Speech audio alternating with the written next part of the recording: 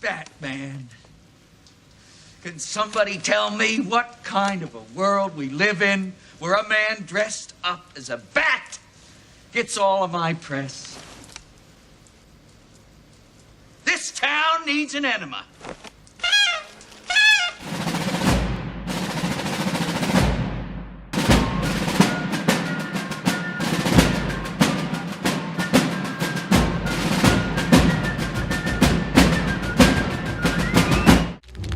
You let one ant stand up to us, then they all might stand up.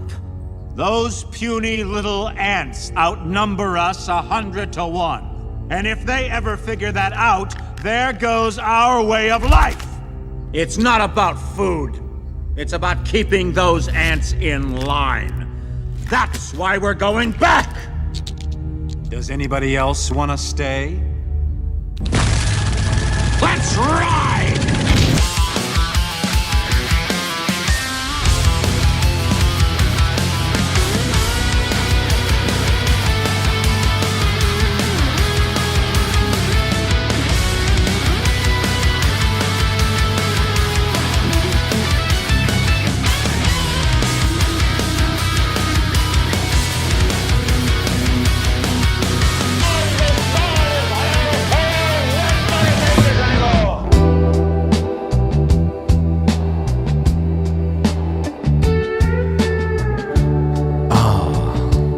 It's peyote time again. Hey everybody, welcome to the show. It's a Thursday. But this one feels like a Thursday. Tuesday felt like Monday, but for some reason Thursday still feels like Thursday. It has its own energetic resonance. Anyway, it's going to be a good one tonight. We're welcoming back a friend that we haven't seen, I feel like, in maybe 2 years. Isaac Weishaupt. That's going to be a good one. It's going to be a good one tonight. We're going to talk about, I had him on this schedule for a couple of weeks, but of course, yesterday was the final trailer for the new Steven Spielberg alien disclosure movie, Disclosure Day, that is coming out, I think, on June 12th or something like that. Gonna have to go see it. I'll take my little notepad and all that stuff. And so that trailer came out today, and we're going to have to watch it. I want to watch it with Isaac, because then it'll feed into everything else we're doing. I wanted to talk about that, the predictive programming end of it, how he's been seeing it, because he's known, like a couple of other our friends, they do it at such a high level of breaking down occult symbolism inside of Hollywood and elsewhere, public events and all of that. So it's going to be great to have Isaac on again tonight to do that. That'll feed right into the 23andME CIA alien bloodline hunting narrative that has been seeded out there. It's been part of the entire theme of this year's next level UFO deception talk. And it's just completely sidestepped flying saucers. I got my Project Bluebeam shirt on tonight. I said, I'm going to dress it. I know it's kind of like going to a concert and wearing the band's shirt. Whatever. I'm in theme. But tonight, but that's what the whole next level narrative has been about. The flying saucer stuff, the Tic Tacs, the UFO, the USOs, lights in the sky and physics defying movement and behavior and all that stuff. Some things, the technology that seems to have a consciousness to it. That is not really moving the needle anymore. So our attention has been drawn, of course, to all of the carrots that have been dangled that have to do with biologics now, and about bodies, and about 4 different species here, and about alien hybridization theories and all that other stuff. It has attracted a lot of attention from some friends of mine and friends of the show, and of course me. So I can't wait to expand on that tonight with someone I haven't spoken to in a while, so that'll be good. But he'll be on in about 18 minutes at 7:02 over here on the East Coast. He's showing up around 7:20. Have a few other things to do. I have some grab bag items for you guys. I also want to say that I have set something up for you guys on to celebrate the spring fling that is coming up next weekend, which I really hope that I get a couple more of you guys to come by. The events page is right up on quitefrankly.tv.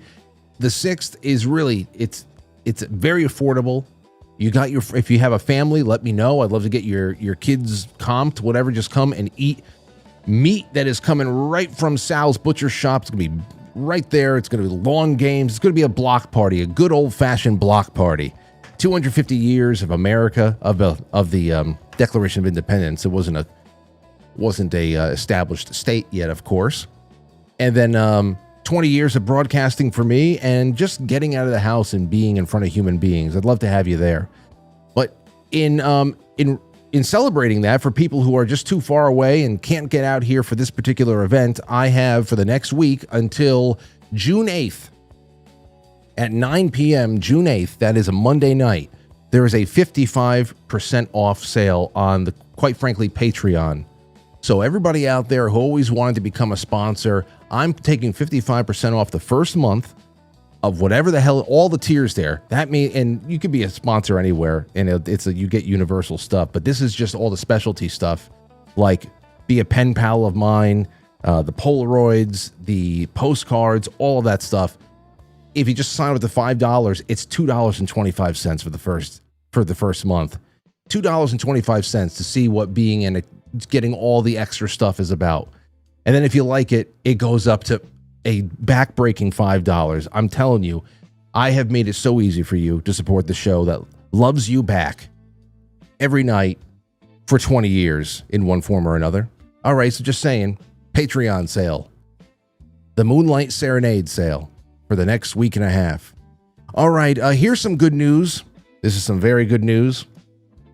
Hold on, let me get it up on the screen. First me, where the hell am I? Oh, here it is. There I go. Hi, everybody. Great news finally from Health and Human Services. Research shows that Ebola can cause 2 inches plus penile increase. The hantavirus was making guys lose inches, and it was also expanding buttholes, as you guys remember that. This Ebola, finally some good news. There's been nothing but bleak shit out there. Finally, some good news. So thank you for all of your hard work over there at HHS, Secretary Kennedy. We needed to know this. There you go. Speaking of viruses, somebody sent this to me, said, Frank, take a look at it. And I could only last like about 20 minutes or no, sorry, 25 seconds. I guess they're just trying to get me mad. But here's a clip from a podcast that Chelsea Handler was on. They said, here, Frank, as a challenge, why don't you see how long you can get through this? And it's probably not going to be much better, but take a look. This is what I had to look at for a little bit. Listen to this. Chelsea Handler says, I don't want to be part of a union. I just want a good affair. I'd really like to be having sex and looking my best. Yeah, the having sex would be nice. Yeah. Are you having sex right now? Not in this moment, but I'm having sex, yes. Good for you. How are you meeting people? Well, you know what? It's kind of rando. I was dating a guy for a while. That's it. Okay, only 17 seconds this time around. I wouldn't be surprised. I really wouldn't be surprised if years down the line, like years after a war, we figure out a certain squad.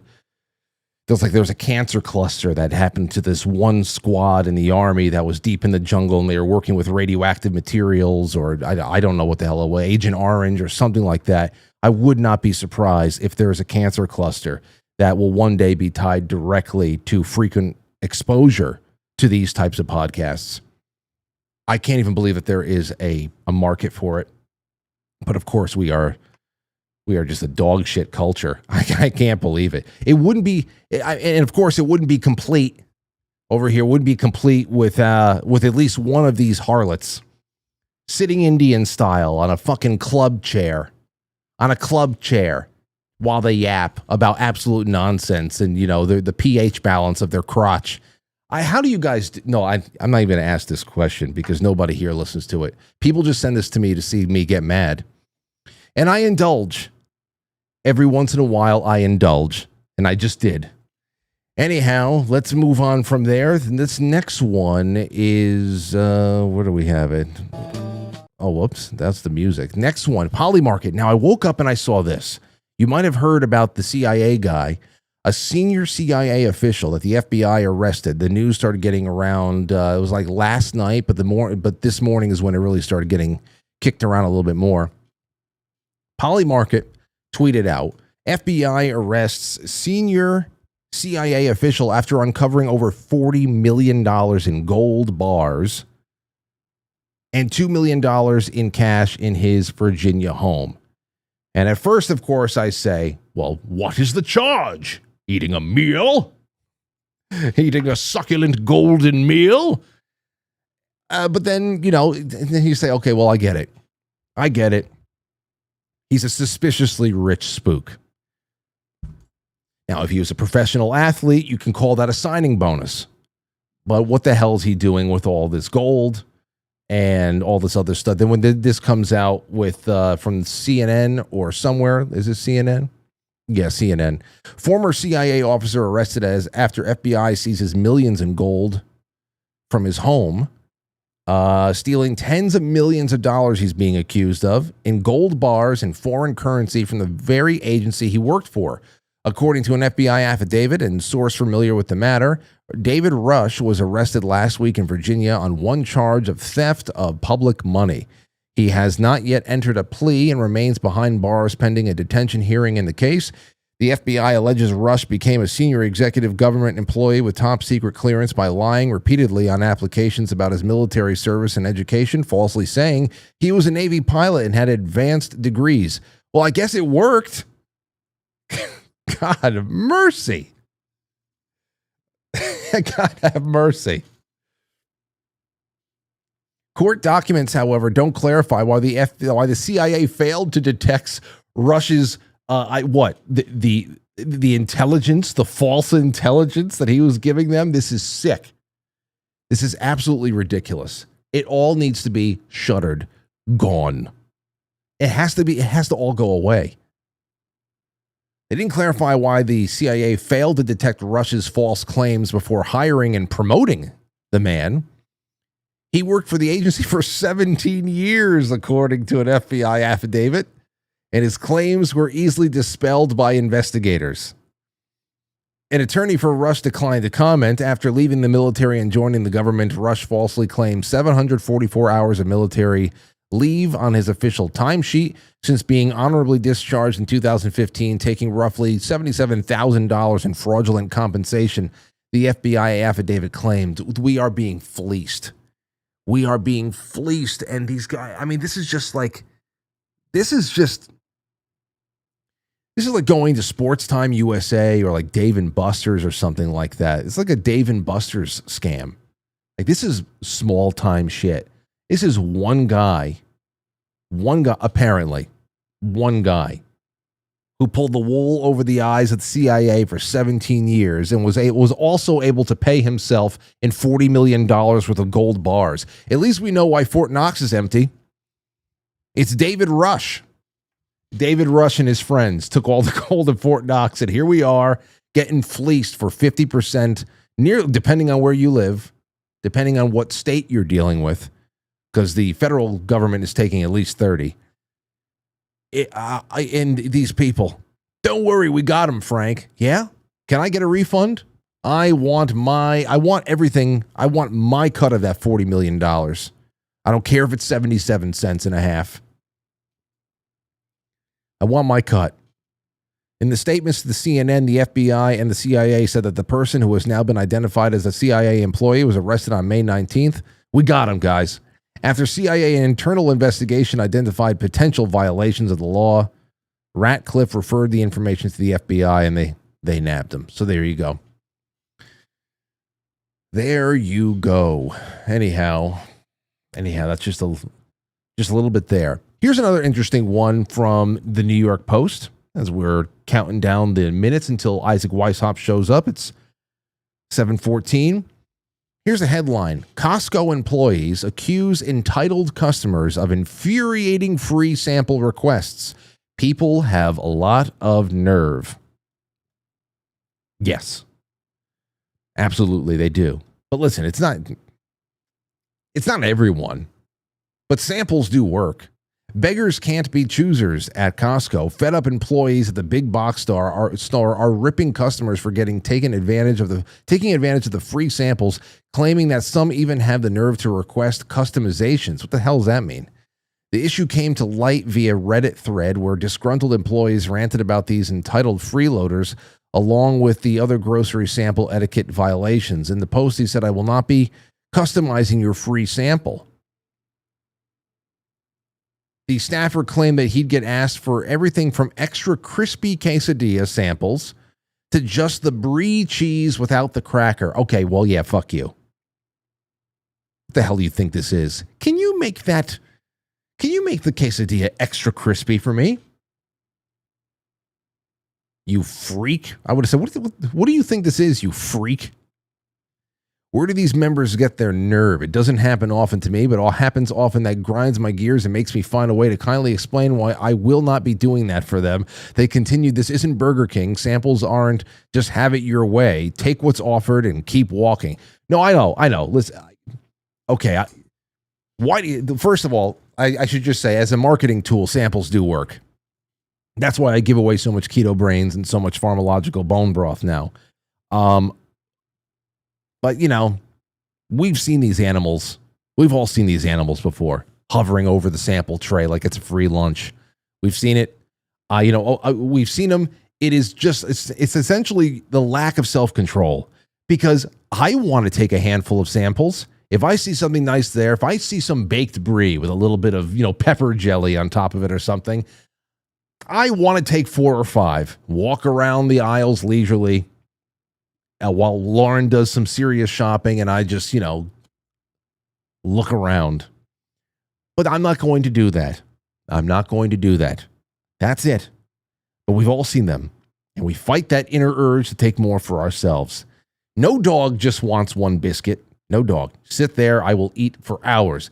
And that's exactly why if you invite me to a wedding, cocktail hour is the greatest thing ever. I will go to a wedding cocktail hour completely accepting that I am there to ruin my dinner. I am there to ruin dinner. If it's a good cocktail arrangement, it's better to load up right then, I figure. Because that if it's going to be a slam dunk, go ahead. My cousin Dominique's wedding was last Thursday. I had that Thursday night wedding. We went there last Thursday. I murdered cocktail hour. I ate about 100 grams of protein right there. They had a steak section. They had good seafood, piles of Parmesan cheese. I grabbed it all. It was great. And something else I should just say, since we're on this, it's about weddings. And I know there's probably people out there who are planning a wedding right now, whatever the hell it is. One thing I'd like to get on the record, because it's fresh in my mind. I know everyone is trying to, I know how hard it is sometimes to manage a guest list to a certain extent, but whoever is on your guest list, whatever the hell you got going on, whoever does make the guest list, for God's sake, let them bring their children. For God's sake, don't do the no children please thing. And let me tell you why. Okay. Everybody's just like, well, if one person brings their kid, everybody has to bring it. And we're trying to save money. Kids are not fucking eating at a wedding. They're not eating a morsel. Maybe they'll have a cheese cube, a buttered dinner roll, something like that. They're not going to have a morsel of food.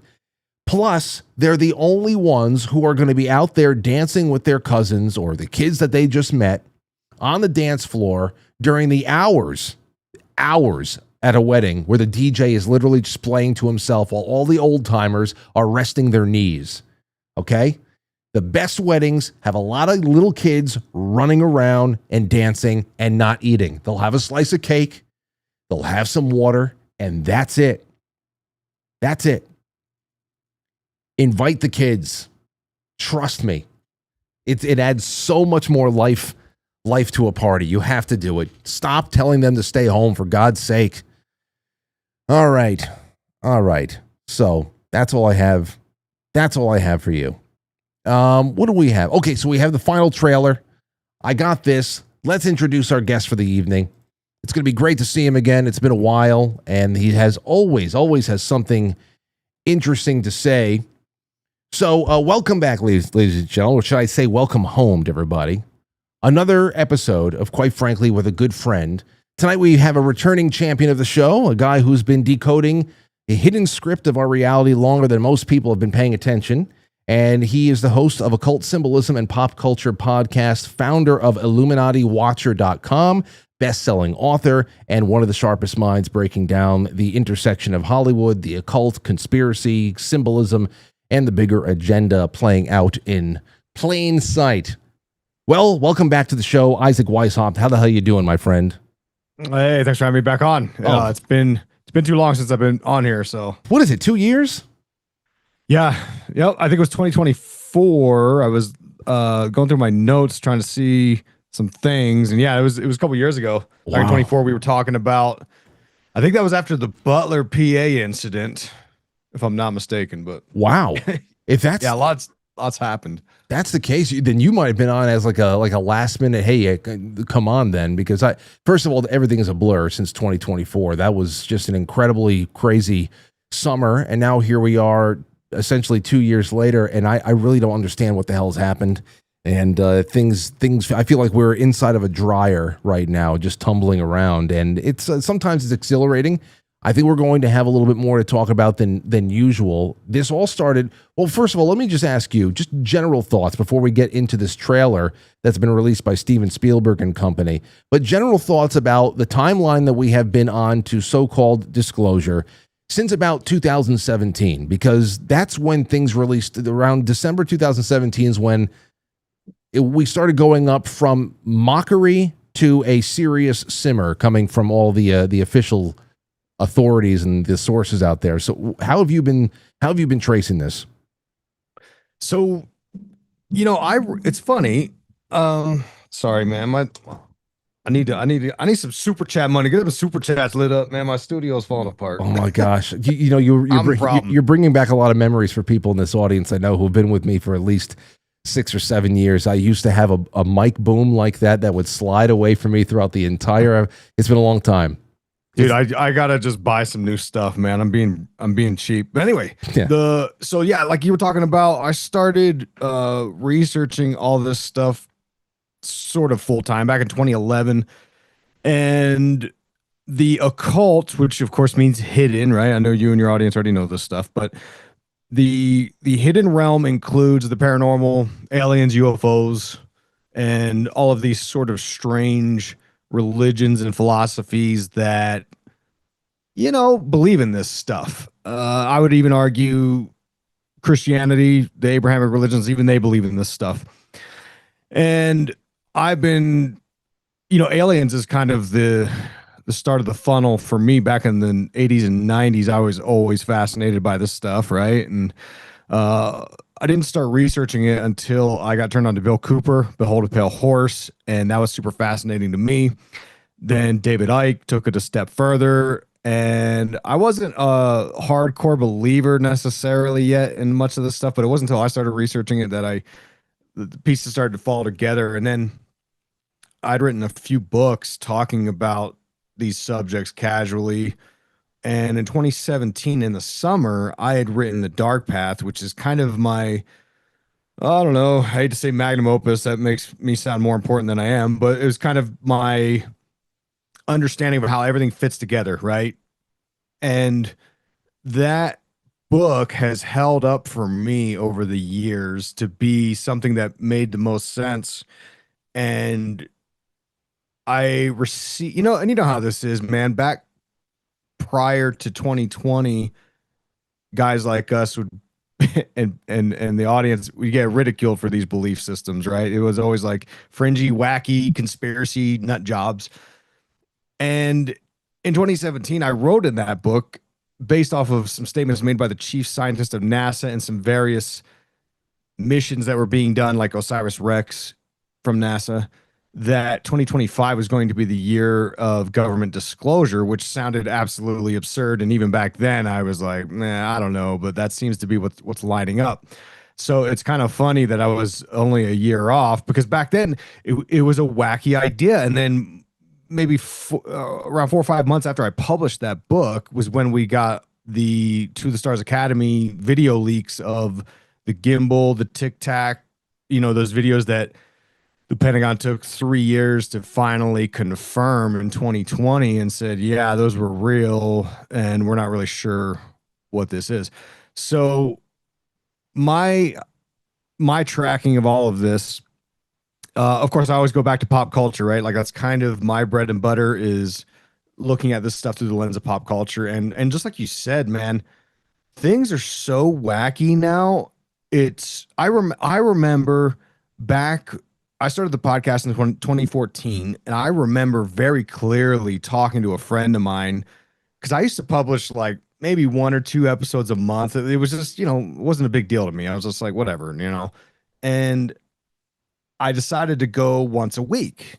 And I thought, am I kind of setting my audience up to expect everything, expect a show once a week? Because I mean, sometimes those weeks there's nothing's happening, and I was worried I was going to run out of content. I thought, gee, I don't know what can I possibly talk about, and fast forward to today, and it's like, dude, every day there's something worthy of an entire episode exploring of the occult and the government and this sort of AI Orwellian 1984 surveillance state that we're headed towards, as well as this digital matrix stuff, which that's kind of been the thing that captures me probably more than even aliens, is this AI situation that we're in and where that leads. Yeah, I'm with you on that too. And we've been, I was trying to figure out some ways that I can make it all work together. There is AI and gray alien overlap there too, but if we're going to get deeper into those theories, but for now, I mean, I think the more interesting thing to me out of all this, because you're talking about Tic Tac objects and you're talking about the years that it took for things to be confirmed that, oh yeah, these things were out there. We don't know what they are, by the way. As I was saying in the opening, the lights in the sky and crazy behavior of the machinery that's up there, we don't know what it is and who built it or whatever. A lot of it is probably just technology that's been hidden from us that we paid for in one way or another.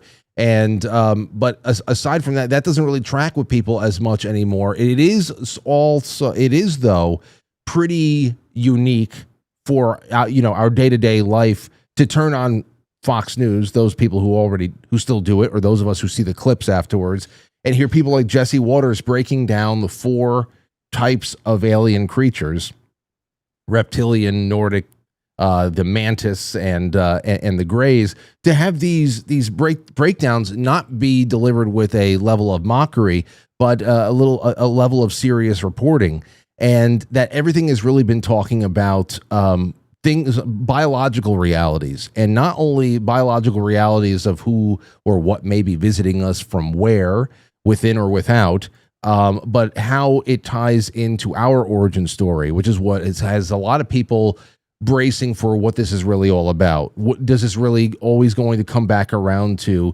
that Project Bluebeam vessel for introducing some sort of a one world religion type of a plan, which I think is ridiculous, because you can't even get sectarian groups within one religious order to kind of mesh together at all. But so I don't understand what one world religion would even look like. But it really is about pluralism and maybe destroying the last of the great traditions that have created the world we have today. That's what I'm really interested about, how this is going to tie back into origin stories that they want to introduce into the public sphere. So we got that. At some point, I want to hear what you have to say about that. At some point, I want to watch the trailer that's coming out too, because of course, this is a strangely but very predictably coordinated effort between government, the media, Hollywood. You can't say that this is just happens to be dominoes falling in this kind of an order leading up to a new Steven Spielberg movie in June. So yeah, go ahead with whatever's popped up for you now. Oh man, there's so much, right? So like for me, I think and this is probably more of the in conclusion, zoom out. Let's talk about what's important here. But I am trying to understand or research, are is the phenomenon, these entities, aliens, UFOs, AI, whatever this is. Is this a spiritual thing? Is it good? Is it evil? And I mean, of course, what the hell do I know? But I think that, in my opinion, I think it's angels and demons, like spirits from another side. And because like, so I started back. So okay, let me rewind a little bit. So back in '99, I was in the military. I get stationed in Utah, where I live now, and a buddy of mine turned me on to ghost hunting through the Utah Ghost Hunter Society. This is back when the internet was like, it was best. This, yeah, the screen was all black and had like, giant green font, and they would have audio clips you could download. It took about an hour to download a clip, but he turned me on to ghost hunting, and I thought it was the craziest thing ever. He was swearing to me up and down. He would play the little EVP cassette tapes at work, and I was like, dude, you're crazy, man. He's like, well, come with me. So I started going with him, and long story short, I had just a ton of crazy like experiences that I can't explain, including a telecom system that was unplugged in a house that was mocking me or intimidating imitating me, right? It was telling someone else in the house to come downstairs, and I wasn't there. I was skateboarding with my friends like the next town over, and all this crazy weird stuff happens, and I was like, okay, that was weird. And I stopped ghost hunting because around this time I was getting into orthodoxy, right? Orthodox Christianity. And I was talking to my priest and going through catechism and baptism and all this stuff. And I come to the conclusion that, this stuff, I don't have the discernment to know what's good and evil. And you're kind of opening a door, and you don't know what's going to come through that door. So that's kind of where I stand on aliens and UFOs. I don't condemn them, and because like a friend of mine, I consider him a friend, Ryan Bledsoe, him and his father Chris Bledsoe, they received a lot of ridicule, right? And I find their story extremely believable. I think that they, Ryan, and I'm meeting up with Ryan next month, but he seems to lean towards a more Gnostic view, which is fine. That's not what I agree with, but everyone's got their own take on it. And I think that is where a lot of this new age alien occult stuff goes, is into this sort of Gnostic realm and Kabbalah, which when you said, and the reason I'm bringing this up is because you were mentioning how, all the conspiracy people since the beginning of time have said the big plan is a Luciferian one world government and a new one world religion. And I agree with you in the sense that good luck trying to convert all these people, right? Because religion is a very, strange business. But you could do it in a way that doesn't force someone to change their beliefs. And I think that's going to be the digital matrix, which is a Kabbalistic effort to return us to what they call the Ein Sof, or the monad, or Plato called it the one. It's this, and it goes by a million different names, like perennial philosophy from Aldous Huxley, and all these different thought leaders of the occult and such. They believe in Gnosticism. They believe that we belong in another realm, and we are more or less stuck in this prison planet. And they all have different sort of flavors of that, but like to oversimplify it, that's kind of what they all subscribe to. And I think that's what they're trying to do with AI is on multiple levels, they're trying to convince us that AI is God, and it's this sort of like sentient, non-human intelligence that's going to dominate us. And sort of like, have you ever seen or read, I should say,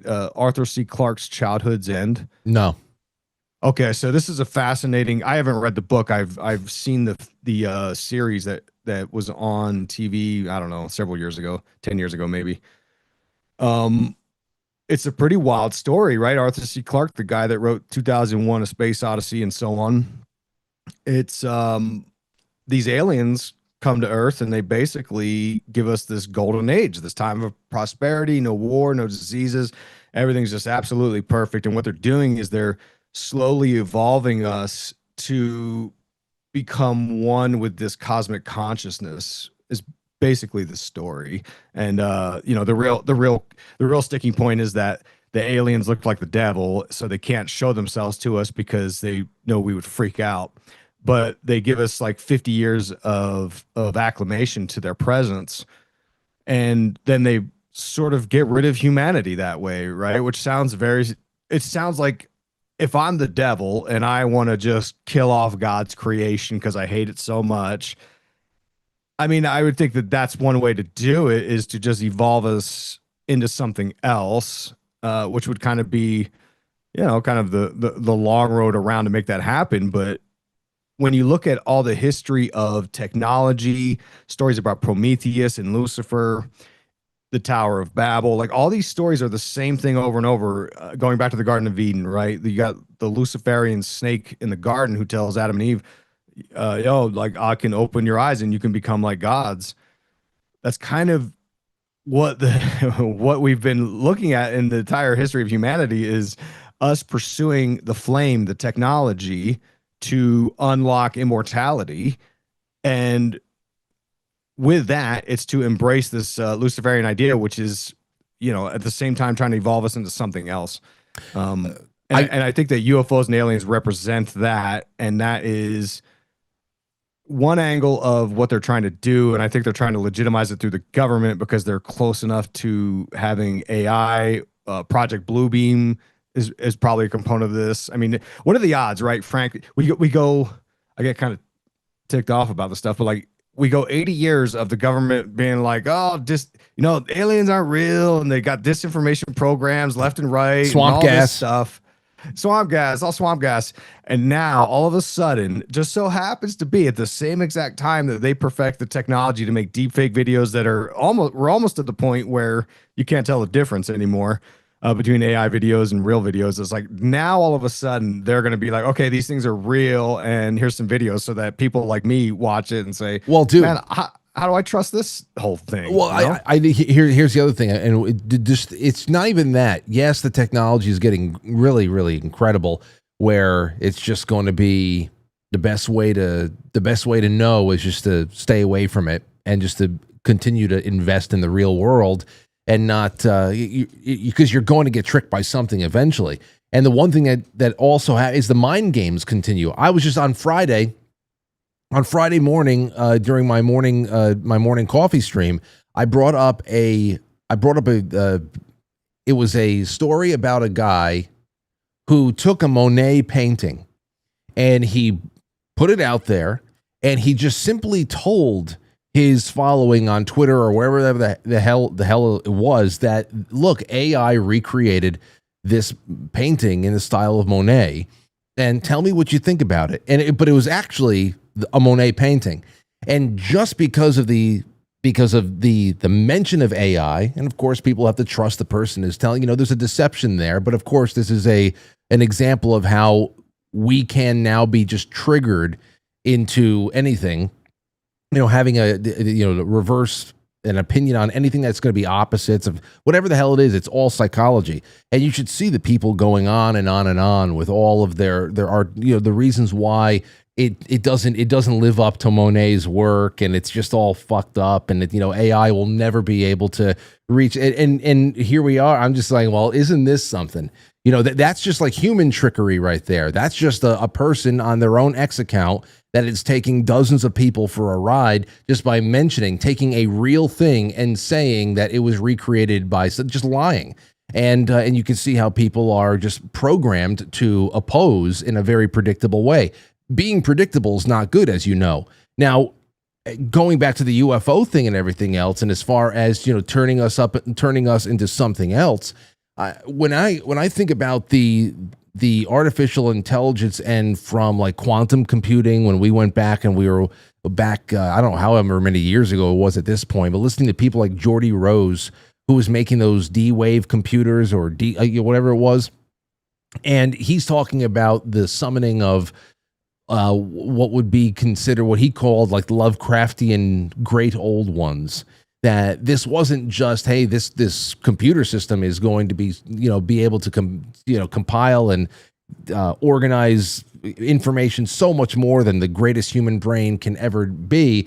He was talking about an actual portal opening up to a physical parallel universe, and there being advanced intelligences there that would see us as nothing more but the proverbial ants on the anthill.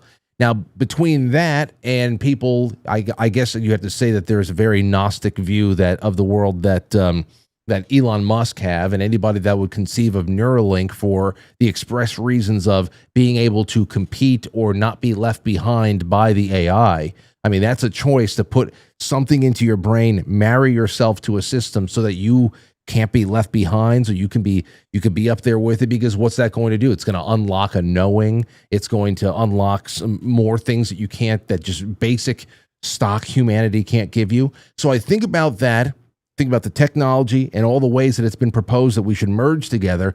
And then there's other things. There's also the Rudolf Steiner, outlook on things as in his writings at the turn of the 20th century on just the way that we're inoculating ourselves. You know, he was talking about how shots are actually going to inoculate people against having spiritual ideas. That future medicine will actually eliminate the soul through, just through vaccination itself, for example, that it would actually work not on the physical body, but on the etheric body, that over a course of maybe a century and a half, we may be less than human just because of the way that we are, medicating ourselves. So there's so many things that are coming together as far as how a transformation of the human species can be put forward without there actually being a knowing, consenting populace out there accepting the new identity or something. So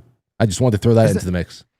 Well, isn't that weird, right? And Rudolf Steiner, an idea that I had, like comparing that, would be they talk about the microplastics that are in our body, right? They say there's like a spoonful in our brain now of these microplastics that is in virtually everything, from clothing to just handling the receipts that you get at the store.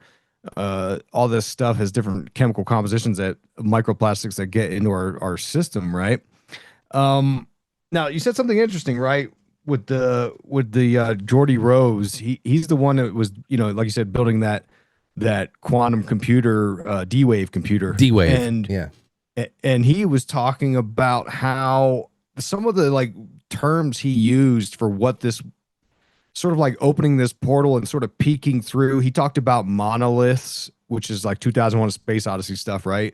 And he called it the altars of the alien gods. But and like you said, he talked about H.P. Lovecraft, and that is like one of those themes is Lovecraft that shows up in so many different ways. But and I'll talk about that in 1 second. But like the portals is, you keep hearing people from science talk about this, like CERN talked about how they were opening a portal that they could peek through, and they were like, we don't know what's going to come through it. Then you had recently, there was an article I read by, what's the guy? Ronan Farrow. I was thinking Rosemary's Baby, right? Ronan Farrow wrote a piece about data centers, and he used, there's like one sentence that, I don't want to take it out of context, but it literally talks about how they're building data centers to open portals to make contact with aliens.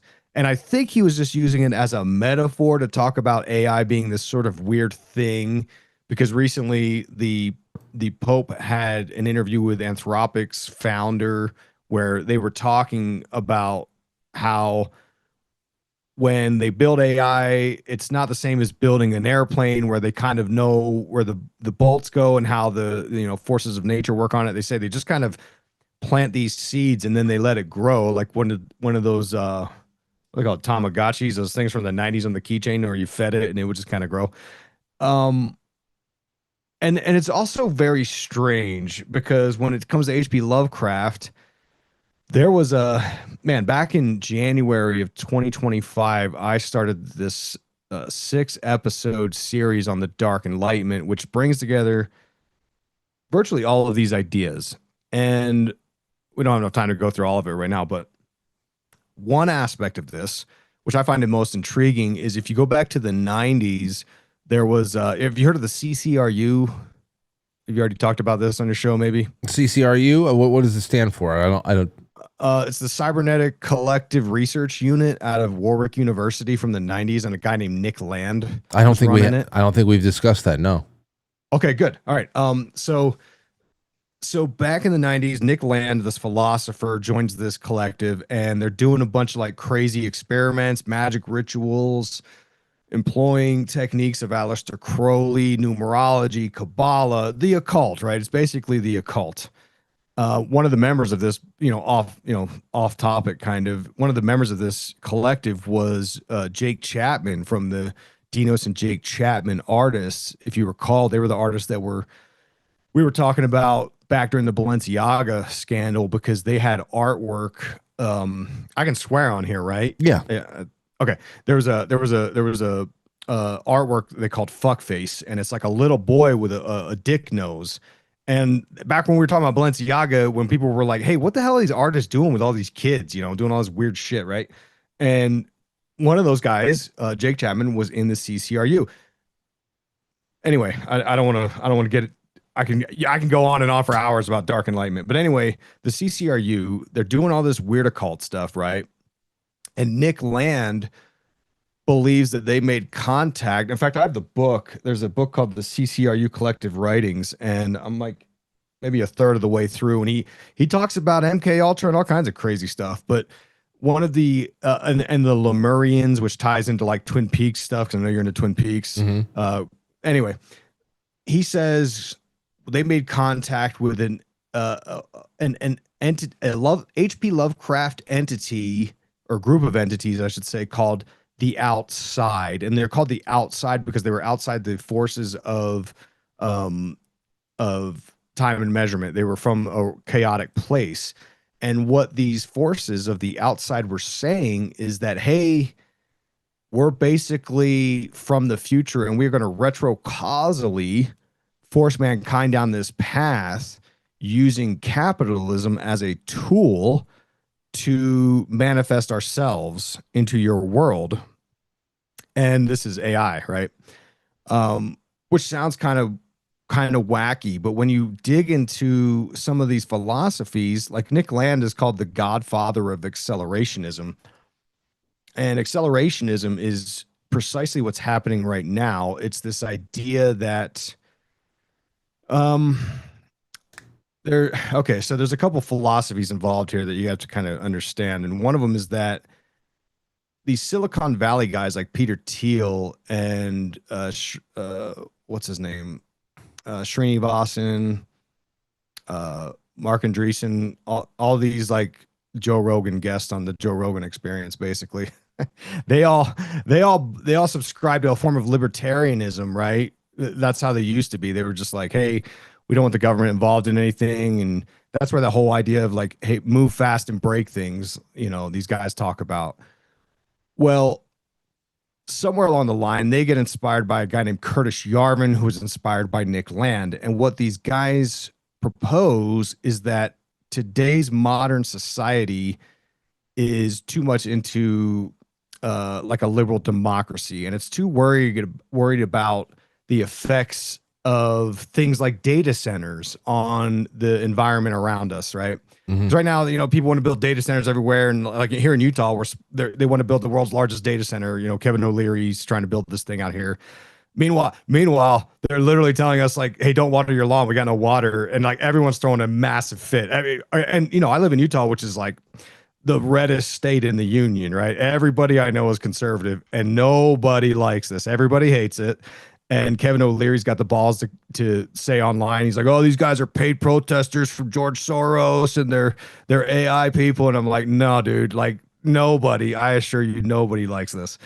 So anyway, the idea is like, hey, you know what? You need to quit worrying about like these ideas of taking care of people and worrying about what's going to happen to the environment. You need to just accelerate and sort of hammer down and make capitalism go to a sort of its natural endpoint, like hyper-capitalism.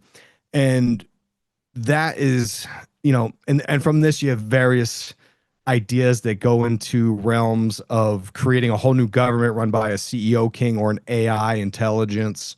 And that's what Peter Thiel is trying to do, right? If you look up his history with like the seasteading institutes, Trump calls them the freedom cities. It's this idea of a techno-fascist area that's run by cryptocurrencies and your Silicon Valley billionaires. So Nick Land writes this book called, or it's a book, it's more of an essay called The Dark Enlightenment. And that's where the idea of the Dark Enlightenment comes from.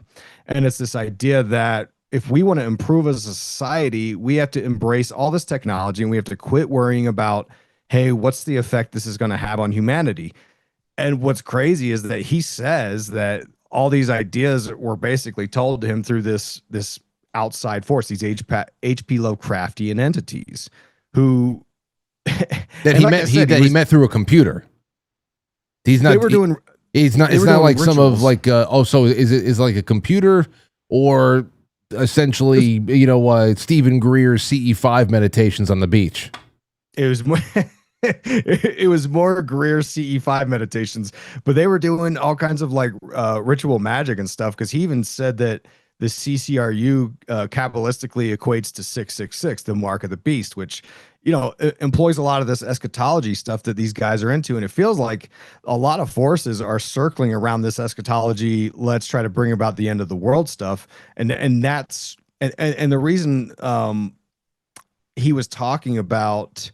Remember when Peter Thiel was being interviewed by Ross Douthat from New York Times, and Peter Thiel said, and Ross says, what did he say? He said something to the effect of like, do you think humanity should survive or something? And Peter Thiel like paused for a while, and Ross is like, yeah, that's taking you a long time to think about. And he was like, oh, well, no. And he's like, because the dude, I think he's a reptilian shapeshifter myself, but Peter Thiel's been doing those Antichrist lectures. I was going to say he announced that shortly after that interview. No.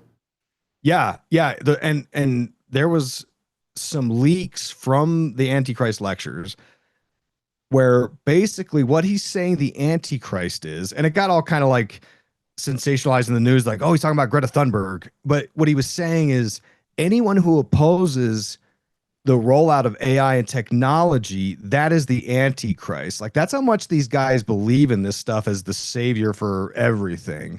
And it's kind of alarming because I just recently I saw the Trump administration they were proposing some kind of law, and you'd have to look this up for the full like scope of it, but something about a law they're trying to introduce to say that anyone who critiques AI or capitalism is considered a terrorist now.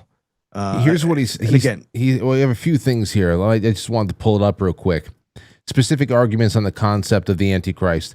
The this is from Seen Unseen in October of 2025. Thiel argues that the Antichrist will come to power by constantly talking about Armageddon, and in doing so will scare humanity into relinquishing its freedom in exchange for peace and safety. From Ars Technica, he goes on to say, this is from May of 2026, he's being quoted saying that the Antichrist is a Luddite who wants to stop all science, using global governance to suppress technological innovation and enforce peace and safetyism. So yeah, getting in the way of these. So I guess everybody that is out there protesting a new solar field in the Adirondacks or a new data center in Georgia, I understand there's a little bit of a weird like reverse Uno that's going on over there, because I did read that George Soros is funding a lot of the protests against the expansion of data centers in Texas. So that's where Kevin O'Leary is lumping in all of his opposition now to being George Soros supporters and all that shit. But yeah, that's a very interesting thing. Real quick, because I want to watch the trailer and then tie in the 23andMe stuff. How would you loop all of this into where we are right now on the precipice of God knows what kinds of supposed disclosures? So Disclosure Day, I did a whole episode about this back in December of last year.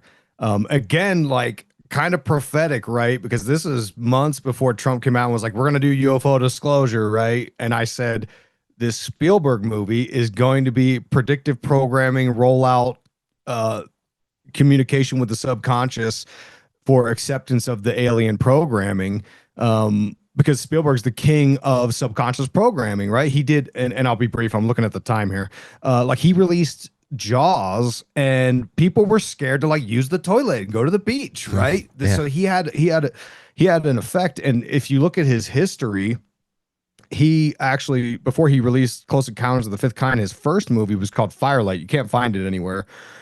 but it was basically Close Encounters of the Third Kind, except in the end, instead of the aliens taking away the guy and being like, okay, we're going to take him on a little vacation, the aliens take the guy and they put him in this prison planet with all these other alien slaves, which is very much like Donald Barr's book, right? The guy who hired Epstein, because all these sort of roads connect in at a certain point. But I think that Spielberg is the guy who is the sort of the king of communication to the subconscious, and I've got a whole sort of long list of like the things that you see in the trailer. But okay, so ultimately you already, what they're doing. No, because so you saw the trailer already. You already have notes. No, I saw the trailer back in December. I haven't seen the new one at all. The final trailer or whatever. I haven't seen it yet because I'm going to go watch the movie hopefully when it opens next week. I definitely want to. I was going to say, just make sure you got your pen out over there and just I'll be ready. Yeah, just be ready because it's 2 minutes and 43 seconds. And ladies and gentlemen, everybody at home, if you're watching on YouTube in particular, if you're watching live, I'm sure it's going to go off without a hitch. But because it's an official trailer, I wouldn't be surprised if as soon as I get home, I'm going to see a copyright notification or something that blocks the episode. It'll have to be snipped out and re-uploaded or whatever the hell else. Hopefully it stays there. Who the hell knows? But if it turns out you come to watch this tomorrow morning and that whole segment is gone, you can watch it on Rumble. You can watch it on X or Pilled, of course. So Isaac and I are going to watch this now with you, and then we're going to talk about that and roll. And by the way, man, if you're good with time, I am. I was trying to be respectful for you. You can stay the whole time if you don't have anything else going on. But let's jump into this. I'll put Isaac up on the screen with me. Hold on, where is he? Boom. Okay, here we go. This was dropped just yesterday, and the release date is on June 12th, I believe. I can see you.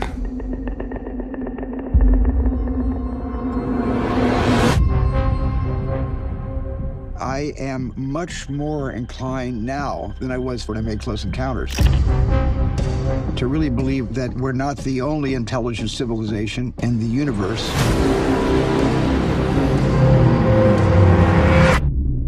What did you steal?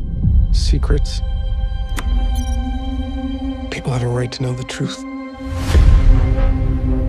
This is a story about us. All of us. Good morning, Kansas City. Up against the most extraordinary event in human history. What's happening to me? I'm frightened. I'm frightened out of my wits. You don't need to be.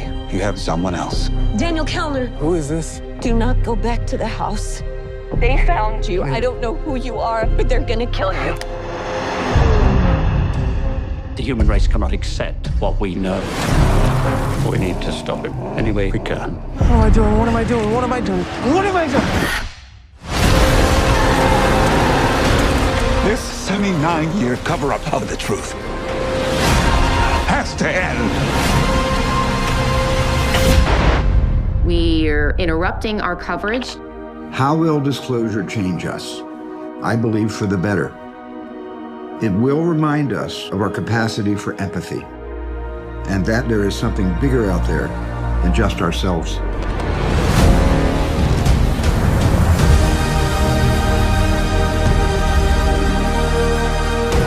The only way to know your purpose is to go back to where it all began. I know you.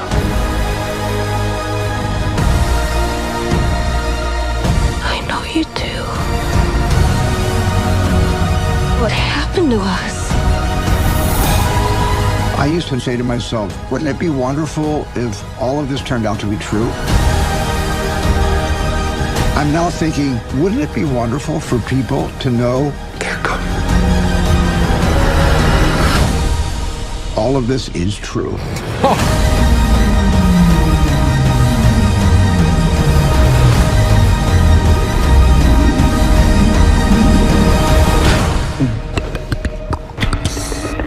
Bro, okay. All right, wow, okay. First of all, when was the last time you ever saw a trailer where the director is sitting there holding your hand throughout the whole thing? And man, it's almost as Isaac, it's almost as if they wanted to make sure that you saw the trailer If you saw the trailer, you essentially saw the movie. There's so much in there. It's incredible. Yeah, there's a lot. And he, you know, this is the whole based on a true story sort of gimmick, right? This is probably just as true as the Texas Chainsaw Massacre, right? And it's interesting that he would, at the part there, because the first trailer back in December didn't show you the two kids on the table sort of being, I don't know, engineered by the alien hands there. It's weird that he would say, like, would it be great if this is true? Like, this shit looks terrifying, bro. I know. Are they trying to say that the aliens seeded us, right? Exactly. That's what I'm saying. All this leads back to pluralism, and that's what people are waiting for. You know, whether you're going to believe it or not, I'm interested to see what they're about to throw into our laps. Right. And this has always been the plan. That, like I said, if you go back all the way to Plato, and he talked about the one, and, you know, Gnosticism, they all, and Kabbalah, they all, which I suspect Spielberg is a Kabbalist. Because if you remember, there was this in Raiders of the Lost Ark, when they open the Ark of the Covenant, you hear them sort of, and I saw this on Reddit, right? So, like, I didn't fact check this on the movie, but there's a phrase that they say, and that's from the Zohar, which is the Kabbalistic text.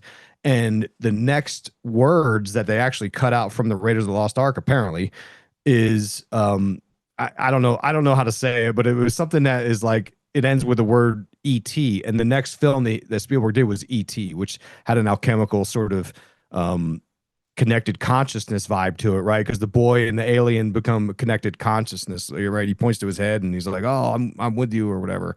And this goes all the way back to the discover. Like, they talked about the CIA 23andMe sort of scandal, right?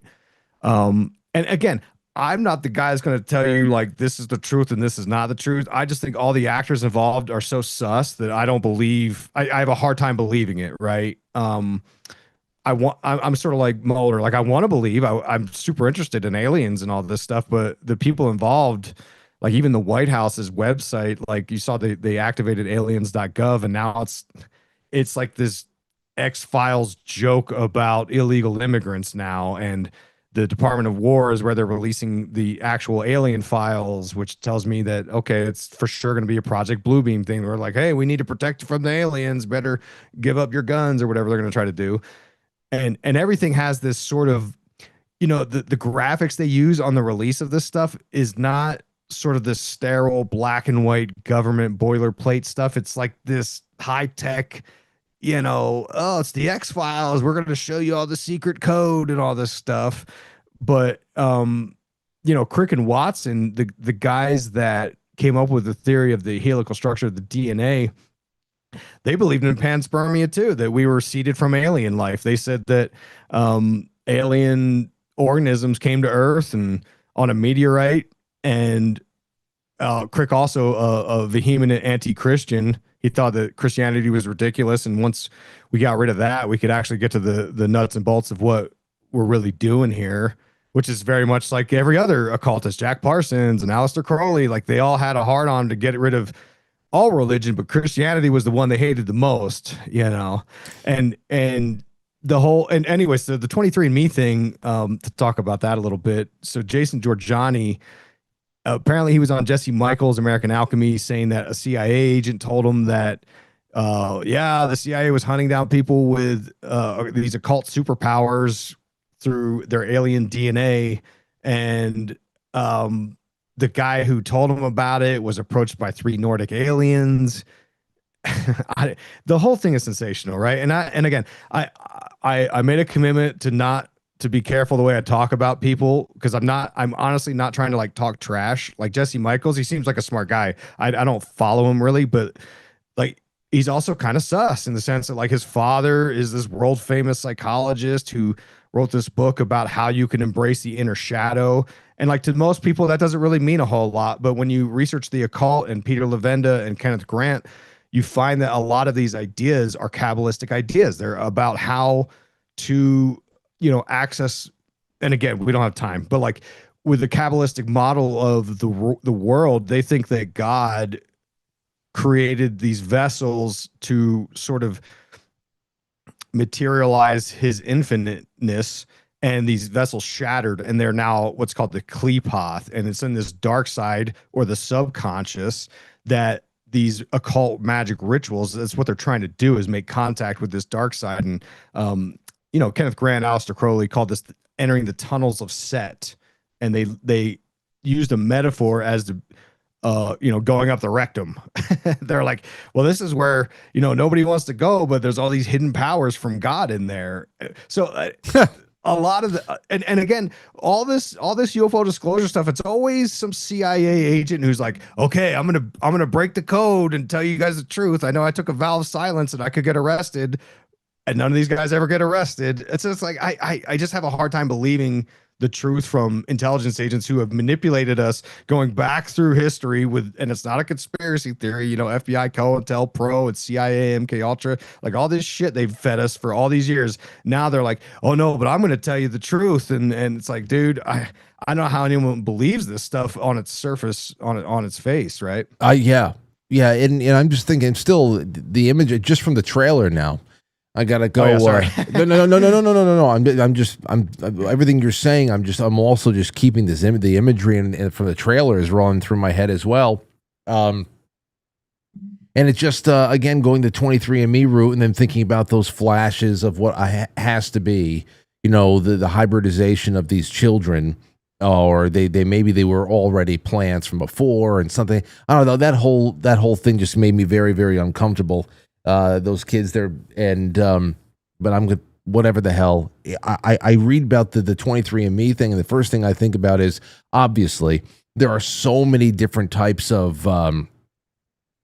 There's so many different types. You read for years that it was about a search for certain types of bloodlines.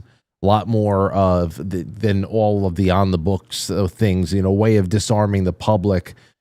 A way of disarming the public with from curiosity as to what's going on here. Hey, search for your ancestors and know a little bit more about you, and meanwhile, are they looking for the descendants of fallen angels? Are they getting all Dan Brown with the whole thing and trying to go for more of a Holy Grail Merovingian kind of a Merovingian kings kind of a bloodline angle to that? But of course, what we're getting served up now is aliens in some way, and they haven't gone into it because of course I got a couple of I went throughout the Daily Mail article, and here's a couple of the big takeaways that I got from it. The CIA accused they're being accused of secret DNA access. They allegedly have a backdoor into consumer genetic testing databases like 23andMe, which you think about. Who owns 23andMe, their managing partners, their fellow travelers. I'm pretty sure that the door is wide open for whoever the hell wants it. Ancestry.com. The target apparently is, again, Nordic alien bloodlines. The program supposedly hunts for genetic variants linked to Nordics. Tall eye, blonde, blue hair, fair skin. They don't mention it in this particular article, but I'm thinking that this is going to lead, because of course all of the sources are buttoned up. It's speculative. Nobody wants to go on the record, like you said. It's a thing. Anybody who's been thumbing through this for years already, it's something that doesn't surprise us at this point. But it's intriguing because of the people who are presenting it now. They don't mention Rh negative. I have to imagine Rh negative blood is going to pop up somewhere along the line. And I tried to get a quote from Robert Sepper for tonight's show on that, but he wants to just kind of hold his horses until more comes out. But I'm sure that that's what he's champing at the bit to talk about, because what else could it really be if you're talking about these Nordics? And we'll get into that a little bit later on. But anything, go ahead. What pops up for you so far? Man, yeah, there's so much. So to go back to the 23andMe thing, and then we'll talk disclosure real quick. The 23andMe. The founder is the chick married to Sergey Brin from Google, the founder of Google or whatever. And he's all over the Epstein files, right? So the Epstein files, I believe, are part of this whole alien phenomenon. And I think the reason they're not releasing the bulk of the files is because, you remember when Hillary Clinton had that like Gilgamesh resurrection chamber email or whatever? Yeah. I think that's where a lot of this stuff goes. I think these political elites and intelligence agents and all these folks, I think that they get deep in the weeds with this stuff, and it goes into human and child, I don't know what words I can say on here, donations, we'll say, to the alien gods. I think this is very much, and if you look at the history of, was it Eisenhower supposedly met up with the gray aliens and made a deal that they could abduct us in exchange for some technology. I think that that's literally what's happening. And they can't really tell us that yet because there's you got to take baby steps into this thing. But going to the Spielberg trailer, I think that Spielberg is showing us, if you watch the older trailer from December, those nuns that they briefly showed in the new trailer, they talk about, they're almost in support of the idea of aliens. They say stuff, they're like, oh, the universe is so vast, of course there's aliens out there, basically. Which is interesting because, I'm Greek Orthodox, and I've read 2 books from Orthodox priests where Father Seraphim Rose, and I always forget the name of the newer one. Anyway, basically they say like this whole thing is a deception, right? And I lean towards that as the truth. I'm not 100%, right? I don't know the answer to any of this, but it's interesting to me that all of a sudden, like, we're seeing a Catholic nun and they're saying like, oh yeah, the aliens are fine. And the Pope just a few years ago was like, yeah, I think we'd baptize an alien. And Professor Diana Pasulka, who I've done a couple shows with her, and she's been in contact with this invisible college or whatever you want to call them. And she was allowed access through one of the guys in the Invisible College to go into the Vatican archives, where they talk about the Lady of Fatima and like these sort of experiences that suggest that the phenomenon has been documented by the church through saints like Saint Raphael, who manifested and healed somebody and then sort of unmanifested. But I think that the Spielberg movie is going to show us some shape-shifting stuff.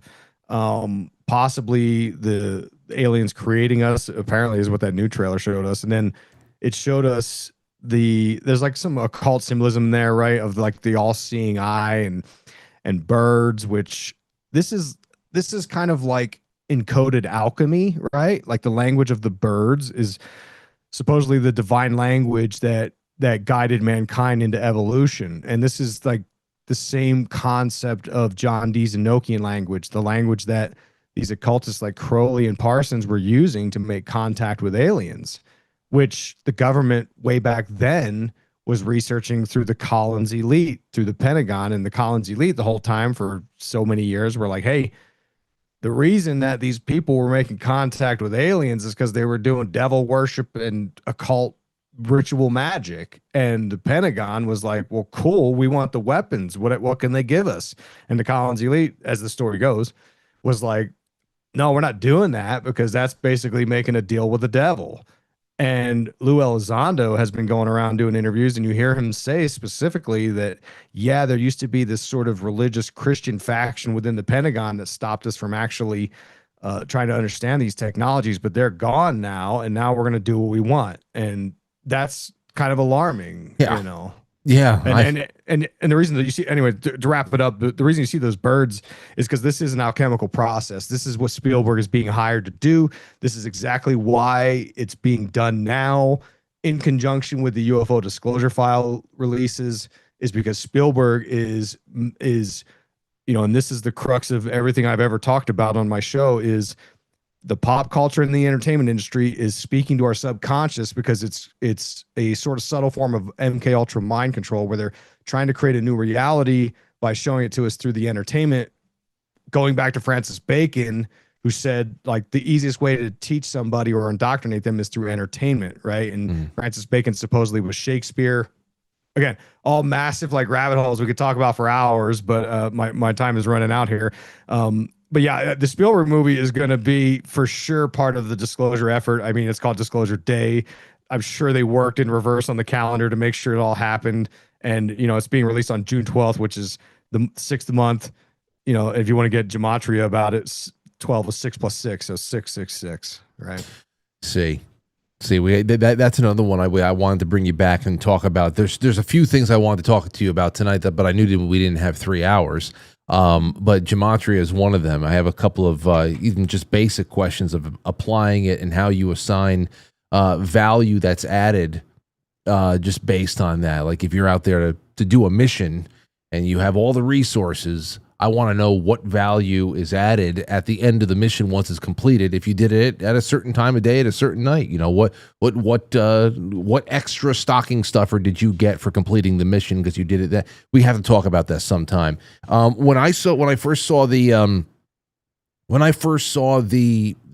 elk and the cardinal that showed up in the trailer, I said, okay, well, I know that you, my friend Ryan Gable, quite a few others are going to have an absolute field day with what the hell what is presented on the screen. I mean, Jay Dyer is going to have a great time with this. I can't wait to watch all you guys jump into it. I'll do the best I can on my own as well. Hopefully some of you will join me. But real quick before I go, the deer is interesting because it's symbolic of the horned god in witchcraft, or Wicca, I should say. But it's interesting because this came up. I wrote a book, I don't know, a few years back, and in it I had a chapter about Harry Potter. And in Harry Potter, he has the stag, the deer with the horns. That's his sort of familiar, and that's what it is it's symbolic of a male archetype of transforming the psyche. Like that's literally what it's there to do, and that's what Spielberg's movie is here to do, is to transform the psyche of the public to watch this movie and accept whatever alien message they're trying to send us, right? Well, I know we also have Saint Eustace with the stag and the cross. That was the hunter that encountered the radiant stag with the glowing crucifix behind you. I think that's what actually became part of the imagery that's on the bottle of Jägermeister bottle. So I mean, there is some at least light occult meaning to that, but this is not going to be that. I started wondering because you have children involved in this. That's going to be heart tug for me. I really just, that's the thing that's really I don't know, got my stomach in knots. Anything that involves children, even in the storytelling, gets me really upset. Especially now that I have children of my own, and but I'm thinking just from a plot device, what can these things be? I wouldn't be surprised. I'm just putting it out there that it is used almost like the owls in the Fourth Kind. That maybe they show up when it's time to be when it's time to go up for a tune-up in the mothership or whatever the hell it is, to try to suppress the traumatic memory of being taken from your bedroom. There is a memory of the owl that is put there almost like as a firewall, a memory firewall, instead of actually seeing the alien or the whatever the hell is coming to take you. So I started wondering, is this Disney-like duo of the cardinal and the stag showing up to take somebody off for a little bit of a tune-up in a very fun Disney-like way when it's really an abduction? So we got to go see. It's a short trailer, but again, like I said, so much in it, and I've never seen a director hand-holding you through a trailer and saying, I mean, just at the end, it is real. I'm like, jeez, you got to be kidding me, man. So it's if this was delivered to us on its own, that would be something in and of itself. You say, all right, well, it's good marketing. But the fact that it's coming at the tail end of a very, very well coordinated disclosure buildup. I mean, like the escalation is so steady. It's incredible. Yeah. And one more thing that I don't think they showed in this trailer, but the one in December, they used the butterfly symbolism a lot. And the butterfly symbolizes metamorphosis or evolution. Again, it's this idea of they're evolving into, we're going into some new evolution of mankind.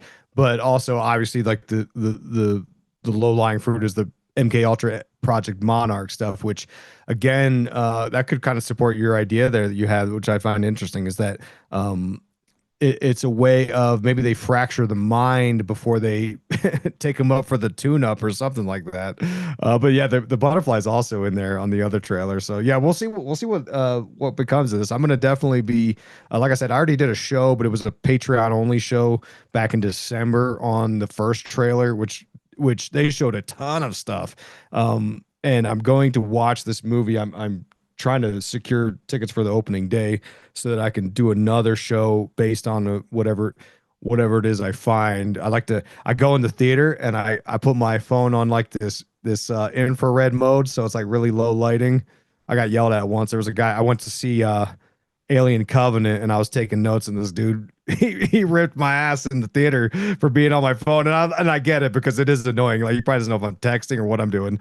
He's like, get off your damn phone. So now I've got like this super low lighting mode that I can like take notes on. But you don't understand. I'm an occult researcher, sir. I'm a big time podcaster. Who do you think you're talking to? Yeah, that's pretty funny. But yeah, I plan on covering this more because it's boy, so like you said at the beginning of the show, man, it's what a weird time to be alive, and especially to be into this research of the occult and conspiracy and aliens. It's like it almost feels unreal. You know what I mean? This much stuff is happening. So anyway. It does. Well, we're gonna catch up again on this soon. Before you leave, real quick, I have to. When you leave, I'm going to be going through, at least for a few minutes, the statements made by the White House about the 10-year anniversary of that gorilla that achieved meme sainthood, Harambe. Plenty to debate as to his importance along our current timeline. Was he a harbinger of dark times, or is he the tumultuous beginning of what would later be the rebirth of the West itself? I love that it gets that dramatic as well. Do you have any thoughts about Harambe? Any at all? You don't have to get too. What do you think about this? Yeah, you know, that is interesting. I think that the current administration knows the powers. Clearly, they pay attention to memes, right? And this takes you into the realm of meme magic, and this goes all the way back to Gamergate. Back then, you know, boy, this opens up a giant can of worms because you've got Steve Bannon, Epstein, Gamergate, 4chan. And all this is proven in the Epstein files. This is all conspiracy theory stuff I had been talking about for years, with Pepe the Frog being a meme magic. They were sort of charging up with energy. And we found out through the Epstein files that Epstein was in contact with Moot, the guy that runs 4chan, just before they started the poll forum where all this QAnon stuff and pizza stuff came through. I think that the powers that be, and I don't know who's in on it or knows about it or who's being a useful idiot. I just know that there's something being utilized by the people in this camp that knows the power of charging up memes and sigils, or what the CCRU talked about was called hyperstition. And it's about manifesting realities through the cyberspace, specifically through the internet, which goes all the way back to the ARPANET, because that's where the internet was birthed through DARPA. And I was able to interview Dr. Jacques Vallée a year or two ago now, and we talked a lot about the occult aspect of aliens and the internet and AI, because that's the guy who knows how all these sort of dots connect, right? He's the guy who invented the internet. Dr. Jacques Vallée is also the guy who was one of the first to talk about the ultra-terrestrial type theory of all these different entities and different phenomenons being sort of the same thing. And again, we don't have time to go through it all, but like, in fact, I'm actually reading this book right here right now. It's called, well, where's our camera? There you go. Secrets of Western Tantra. This is a book that was on Jeffrey Epstein's bookshelf, and this is all about Kabbalistic sex magic. And it talks literally about Kabbalah and Tantra and using occult eugenics. It's called occult eugenics to create magical moonchilds and how to birth entities into this realm.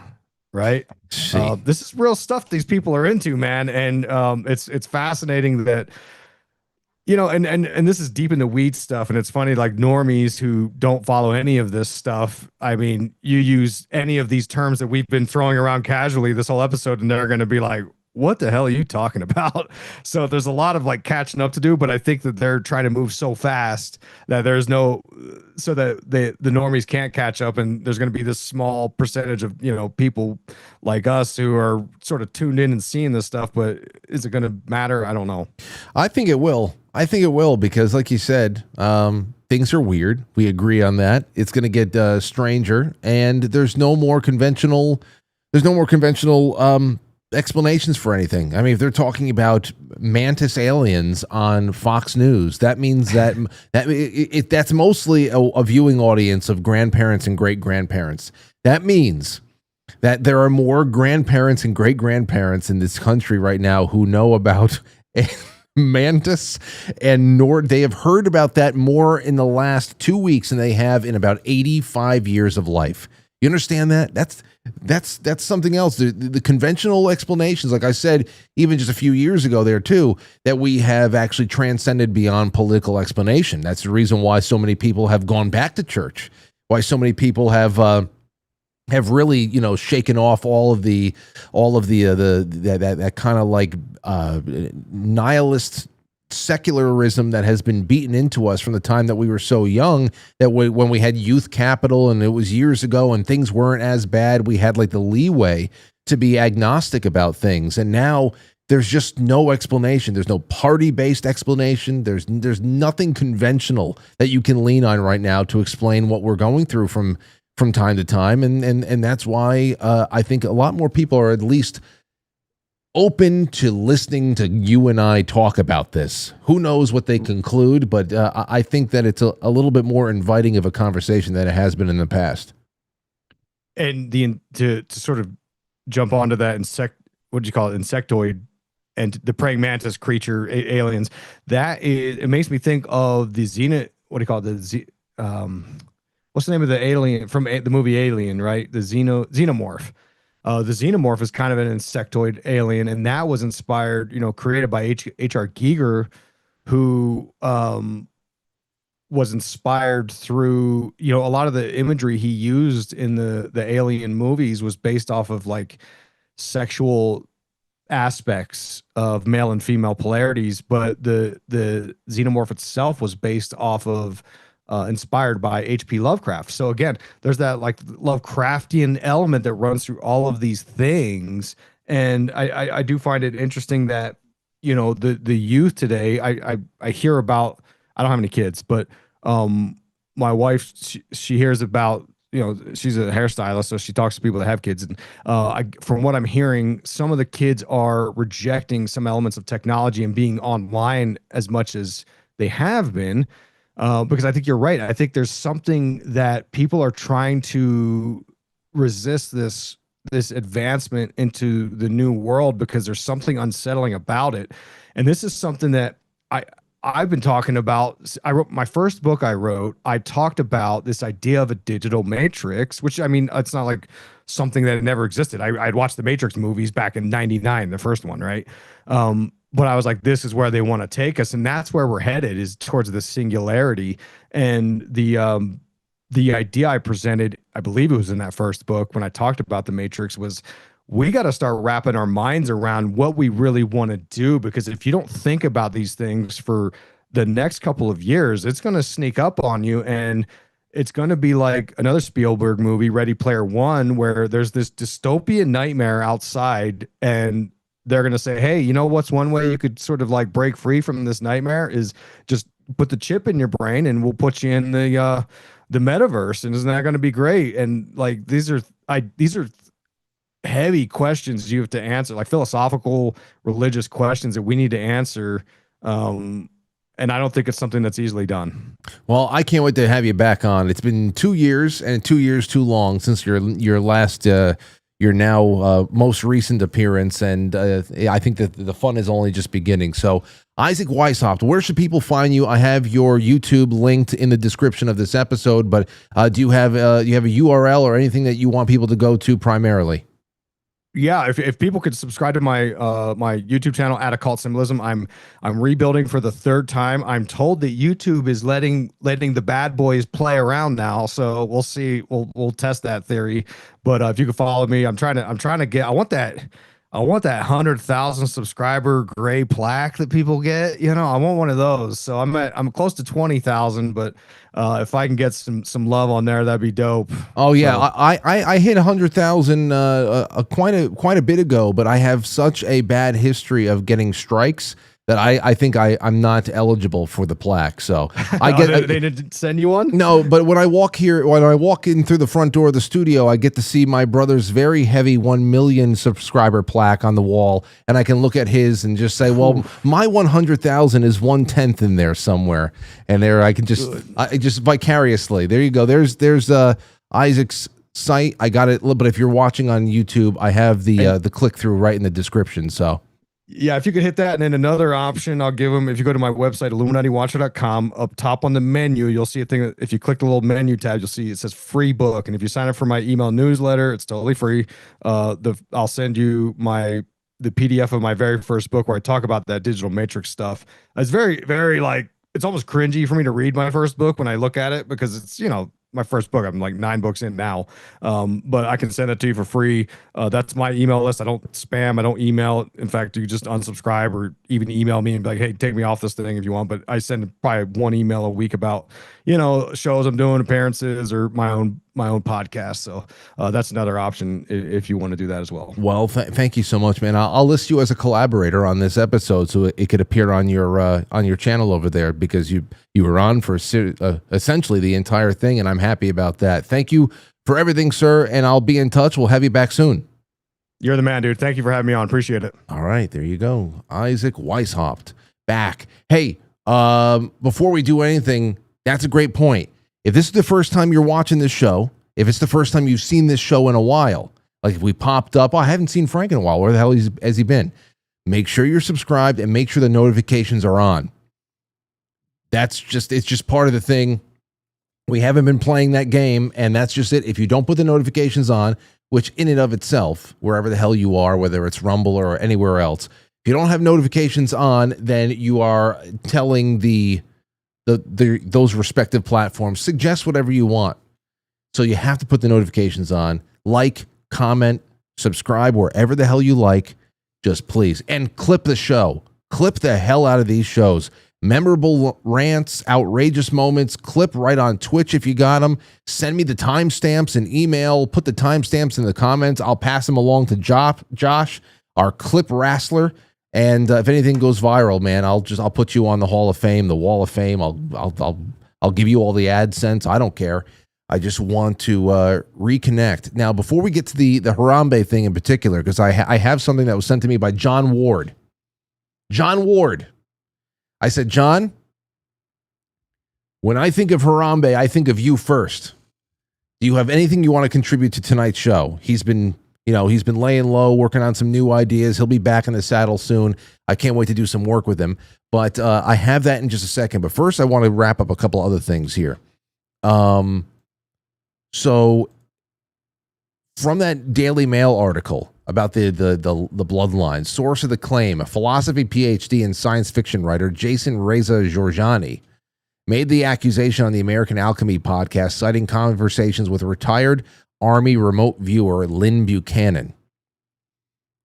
Buchanan, a former psychic spy from the CIA's remote viewing program, reportedly told Georgiani the government searches for DNA flagged as other or unknown, unidentifiable on Ancestry pie charts. Now, that made me go right to Robert Sepper. I got in touch with Robert. I said, "Hey, do you want to submit any thoughts for tonight's show? A statement I could read, anything to contribute? Because I have a feeling that this is going to go toward RH negative direction." And he said we're living in interesting times and whatever. Soon let's just see what comes out first, and I'll get you something. And of course he continues to make assurances from time to time. I don't pester people from time to time that he will be on this show one day. If you guys can help me wake up the channel a little bit more and get more people watching, perhaps the numbers will be undeniable. Nobody can tell us no anymore. Just saying. I have a lot of work to do, but just support me with some clicks. That's all I need. So here, just so you guys know, because I got Species with Amnesia by Robert Sepper, one of his books from about 10 or 12 years ago or something. But here is some of his Rh negative blood center specific assumptions, what he put here. So he asserts that because of non-human primates possess the Rh antigen, making them Rh positive, humans with Rh negative blood could not have naturally evolved from a shared primate ancestor. And he's not one to say we were spider monkeys, and now that would be reductive. That's not what it is. But he often talks about Rh negative blood being something that could point to antediluvian civilization. He says that Rh incompatibility, where Rh negative mother immune system attacks an Rh positive fetus, as evidence that Rh negative individuals belong to separate biological lineage. He claims nature does not typically reject its own offspring in this manner.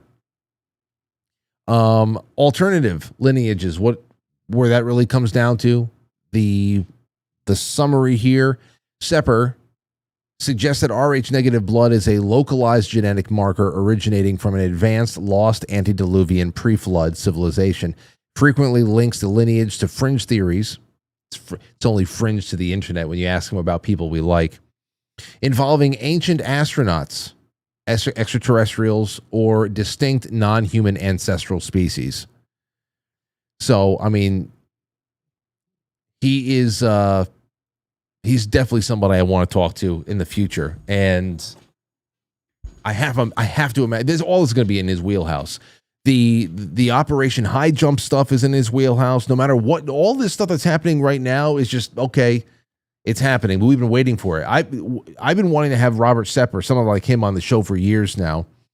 And the first thing I was always going to talk to him about was Operation High Jump and Admiral Byrd and the very on the record, very real military mission in Antarctica, and what that resulted in, the losses it resulted in, everything else. He does awesome dives on the Vril. And it's a good thing. It really is. So it's okay. So now Harambe, and then your super chats. I want to get whatever I can in. It's 8:36. We only have a couple of minutes left. Now we're going to read the White House Harambe tweet and a special message from John Ward on the matter. But first, just give me a moment of your attention to thank a sponsor who supports not only this audience but me, and is helping out with the presence at the Spring Fling that we're doing next week. I hope I get to meet many of you out there. There's still tickets left for both the VIP and the main night on June 6th, and that is Farmalogical Bone Broth, everybody. This is straight from the boss, Ollie. I said, Ollie, give me some statements for tonight. And Ollie's a fantastic guy. He really is. I can't wait to have him on. He said, Frank, the broth is extremely easy way to absorb collagen protein that helps your skin, muscles, and tendons. New Zealand grass-fed antibiotic-free cattle. It's a multivitamin of easily absorbable trace nutrients that most people don't get, like B12 and iodine, and it works to heal the gut and the brain with lion's mane collagen, miso, seed weeds. We were just talking about healing the gut last night with Andrea and Jay. Organs are an amazing source of easy-to-absorb nutrients that we don't get enough of. Savory umami, the flavors that fire up the part of the brain that promotes feelings of just being satiated and happy. So there's no sugar, no fillers. Let me tell you something. It goes great with the keto brains. It's wonderful to work with during a fast, coming out of a fast. This is some great. It's part of a very specific stack. I want to keep two sponsors with me that I really like. Everything else is you guys, and I would love for you to try this. And if you want to, email me. I'm paying for these samples. They'll come right to you. You have nothing to do but just try it and enjoy it. You're going to like it. So go to Farmalogical. That's FARMALOGICAL.com. The link is in the description and in the pinned comment. Use promo code Frankly for 15% off. You're going to love it. Get it in your cupboards. Use it for seasonal immune boosting, repair your gut, make your body healthy, whatever it is, get on it. And thank you again, Ollie, for supporting the show and this upcoming event. All right, let's see. Let's get to your super chats now. And no. Harambe and then we'll end with what you guys are saying in the comments. Here is from the White House. Ready? Okay. Today we remember a legend. On this day in history, Harambe would have celebrated another birthday, an icon that became part of internet history, American culture, and an entire generation's timeline.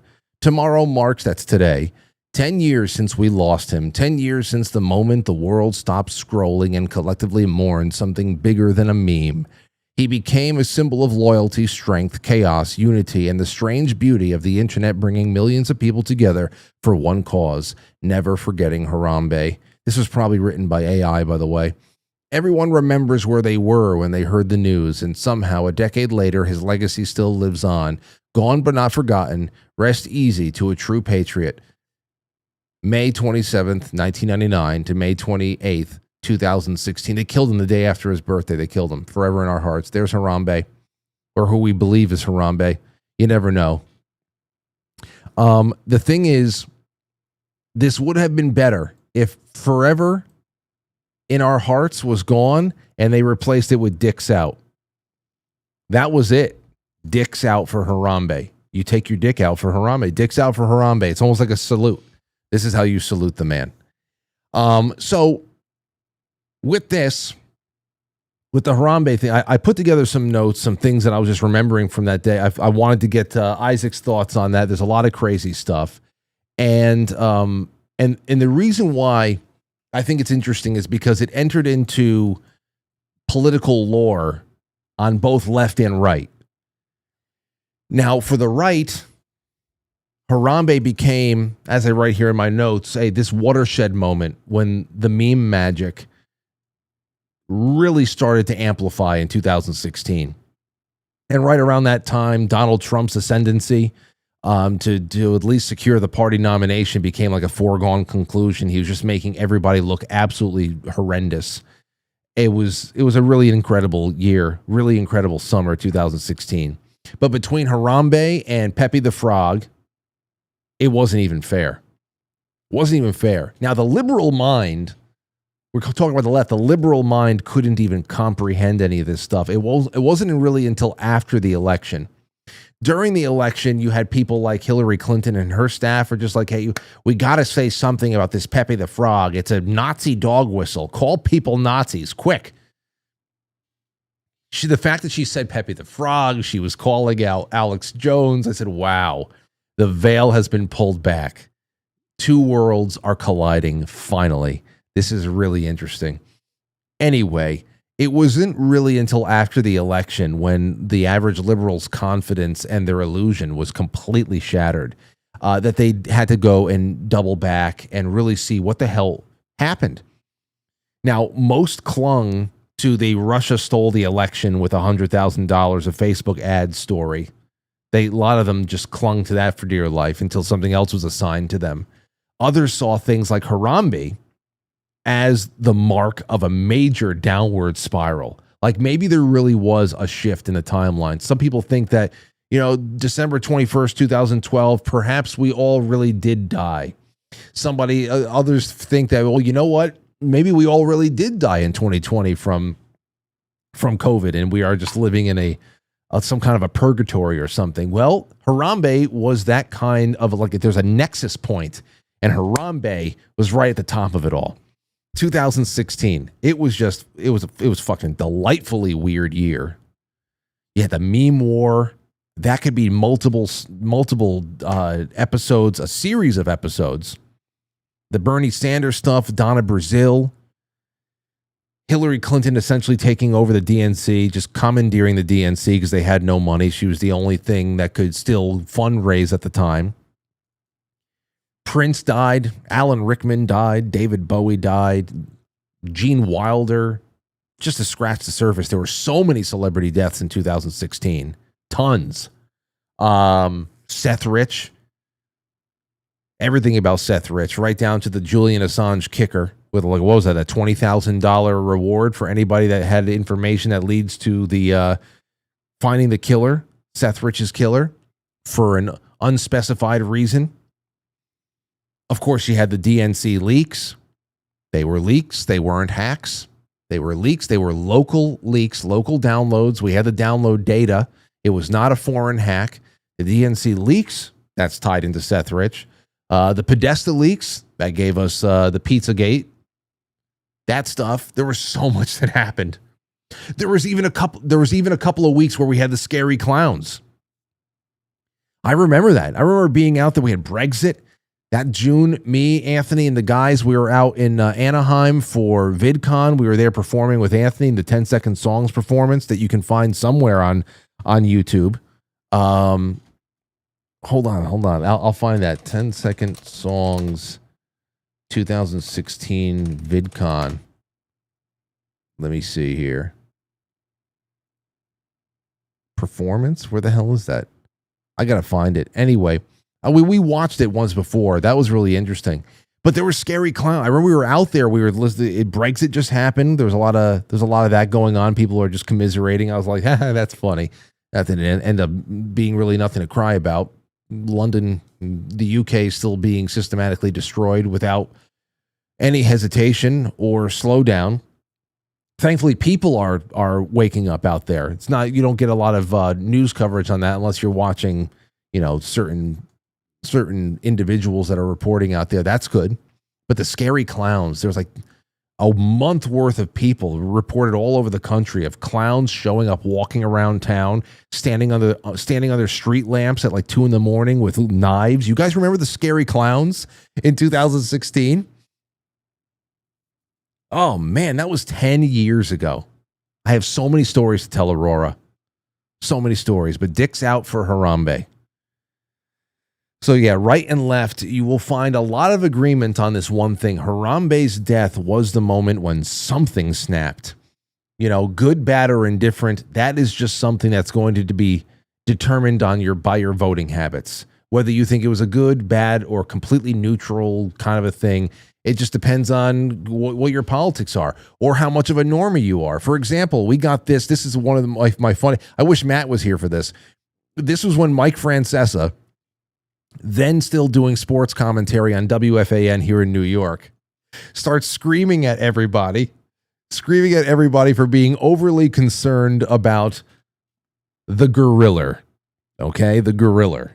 And this was, thank you so much to Back After This, who is just such a great repository for all of Mike Francesa clips. I love listening to these. Matt loves them too. This is when he just went off on people who cared about Harambe being shot. Why was he shot? Again, of course, because he's in his pen and some ridiculous, irresponsible parent allowed their child to climb over the side, to fall in there. And Harambe seemed to be, you never know what could have happened, obviously. But he seemed to be taking a little bit of a protective stance around this kid. And they shot him dead right before he told the kid where the Clintons actually hid the bodies. But listen to this. Can you imagine if that was your child in there? You're going to have people who are going to say, wait a second, I'm worried about the gorilla. When your kid's in there, basically maybe seconds from having his head crushed. We live in a world now where you are going to be more concerned with the gorilla than you are the little boy. What's wrong with you people? They're thinking about him. He fell into an area where he's in there with a gorilla who is dragging him around that habitat, and you're telling me you're worried about the gorilla's welfare? What is wrong with you? Shit. I guess in a normal time, in a normal world, in a normal place, he would be right. I guess you do, but this is not normal, and we know this was something bigger. This was something bigger than common sense. This was uncommon sense. There was a magical element to that gorilla. We could see the sparkle in his eye. We could see the sparkle in his eye still, and they took it all away. They took it all away. All right. Now, let me read through these super chats, and then I'm going to read you, John. No. Yeah, I have to read you John Ward's thing last. John Ward sent me something in. It needs to end the show. So let me just get to you guys, see how you guys are doing in the chat rooms, and let me add all this into the into the name picker because I'm giving away this. It's not a gorilla, but it is still a cryptid. 1 ounce copper round. You get the botanical chocolate wild balls from our good buddy Justin at yescacao.com.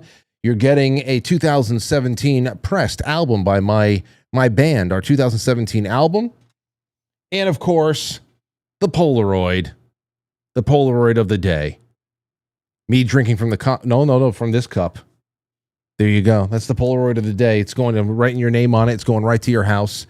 And, you know what?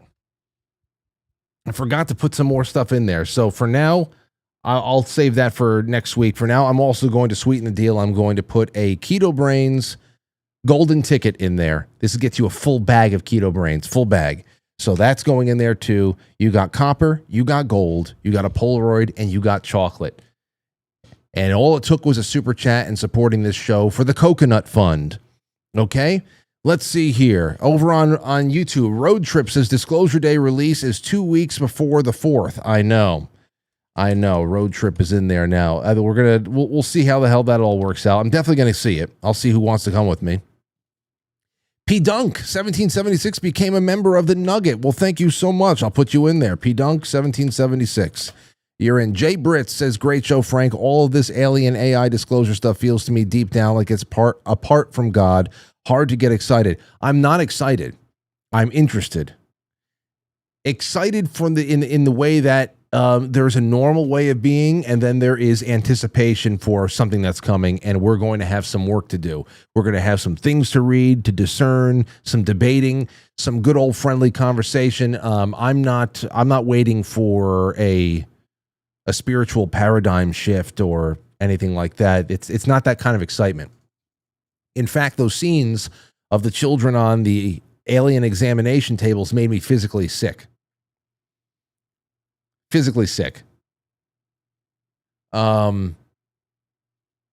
So yeah, I'm with you on that, Jay Brits. Let's see here. Shepard 1516 says, I'm a big fan of Isaac's work. He goes super deep into his research. I especially appreciate his deep dives into Twin Peaks.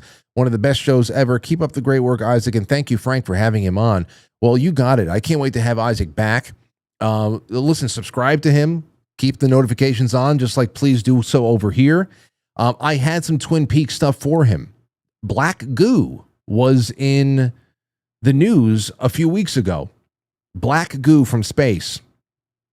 Of course, there is quite a nice element of black goo, the garbanzo, all that, like the creamed corn kind of imagery stuff coming from David Lynch and Twin Peaks. I wanted to bring that up with him too, but there's just not enough time. But there will be time. He'll just come on again. I'll make sure we keep up with it. Let me see here. Shepard. Let me get you in there for the running. And there you have it. Okay, Dean Lem says the non-alien symbolism stuff is happening in the NBA playoffs right now with the Wemby and nuns. I don't know. I didn't see that. I was going to take a look at that just because I know the New York Knicks are in there. I'm not a big basketball fan, but it's been a long time since the Knicks did anything notable, so I definitely wanted to peek in. But of course, everything happens while I'm on air. You know, every Yankee game I see the last 1.5 innings of the completely rigged affair, and then I go on from there. Foxfield Farmer says for the Coconut Fund. Foxfield Farmer, thank you so much. You're in. Okay, over on to Rumble. Let's see what people are saying. Nephilim says dicks out for Harambe. Never forget, dude. Nephilim, dicks out for Harambe. Yes. Dicks out for you guys. Dicks out for you guys. You guys are a fantastic audience.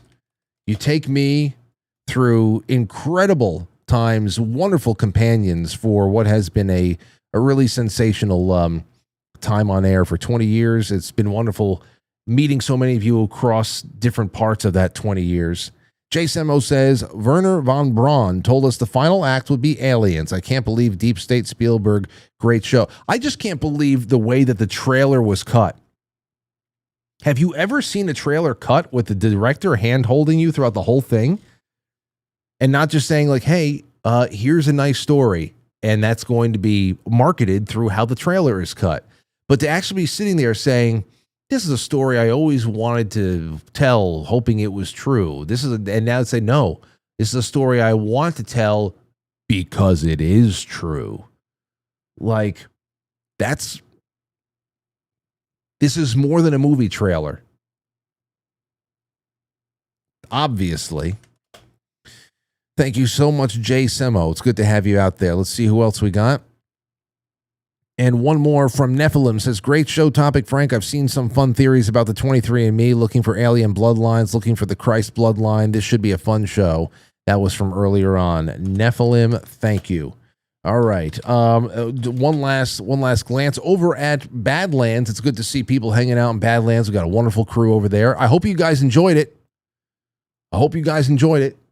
And I just try to bring a little something to our friends over there. All right. Over on Pill, this is our last platform that we're checking. Then we're going on to John Ward's parting shots. And I think we're going to have just enough time. Just enough time indeed. Blue says, hi, Frank, sending a cookie for the coconut. Congrats, Papa and Mama. Well, thank you. Thank you so much. Delona. It's good to have you out there, Delona. Well, for all the cookies. Wow, a couple of cookies there. A nice sleeve. Let's see here. Vesper says, one of these nights, Vesper is going to win. I can't believe you haven't already, Vesper. Tommy Jekyll says, Frank, you wanted to be mad? Does that mean that we can start whispering now? Yeah, don't whisper around me.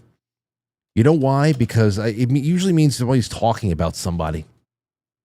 Not that you're necessarily talking about me, but I hate whispering that you know is gossip. My parents do this a lot. We'll be in the living room. They'll be talking, yapping in the kitchen or something like that, and with my aunts or something like that. We'll go on, and then all of a sudden, all of that volume goes down to...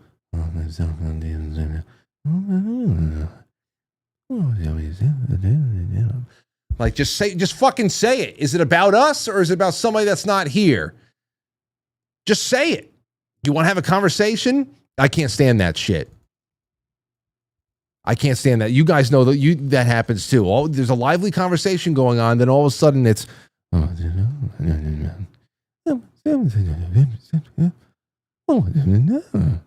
fucking A, man. I hate gossip. I hate gossip.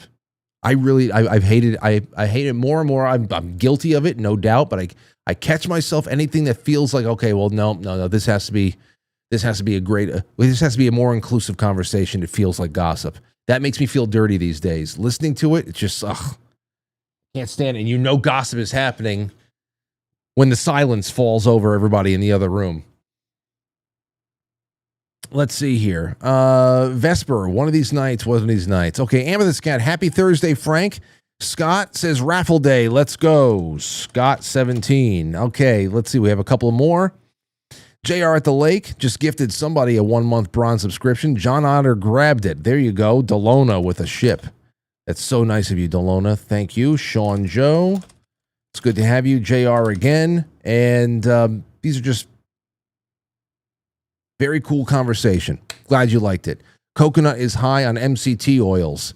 Yeah, I don't think Lauren has had any keto brains. I told her you'd mix it into something. Maybe she put it into her yogurt. She definitely has been having coffee. So there's that. Truthful Mama. Quite Stevely. It's been good. And then Delona with another fleet. Delona TSC 90 says the giveaway looks nice. It is a nice giveaway. And I think we have everything we need, everybody. Okay, ready? Let's see who's winning. Who is winning? 1 second. Oh, I'm sorry. D. Hammond says, been too long since I dropped a tip. Congrats on the baby. I'll put D. Hammonds in there. Thank you. We love you. Thank you. D. Hammonds and Christian. Christian 818 says, one more in for the crypto coin, please. You got it. The cryptid coin. You got it. Here we go. And we're picking a name. 1, 2, and ST. ST wins from YouTube. You see? There's a lot that come in from all over the place. ST dropped 1 or 2 this week and won against all odds. ST, get in touch with me, Frank at quitefrankly.tv. Give me your address. It's going out to you tomorrow, ST. Wonderful. Good for you. All right, let's see. This is from John Ward. Harambe, the goriller. And this is how I'm going to leave you for tonight as we go over to the flip side. And maybe I'll play some drums. 8:58, perfect timing. Here we go. A statement from John Ward. Let me get Harambe up on the screen. Yes. Give me a second. Here he is.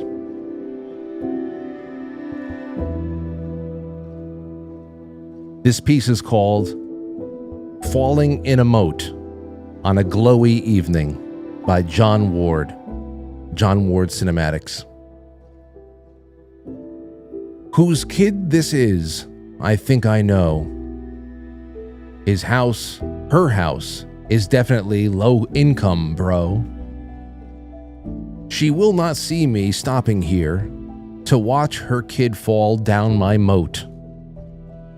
The other guests must think it queer. Your kid falls and you're nowhere near.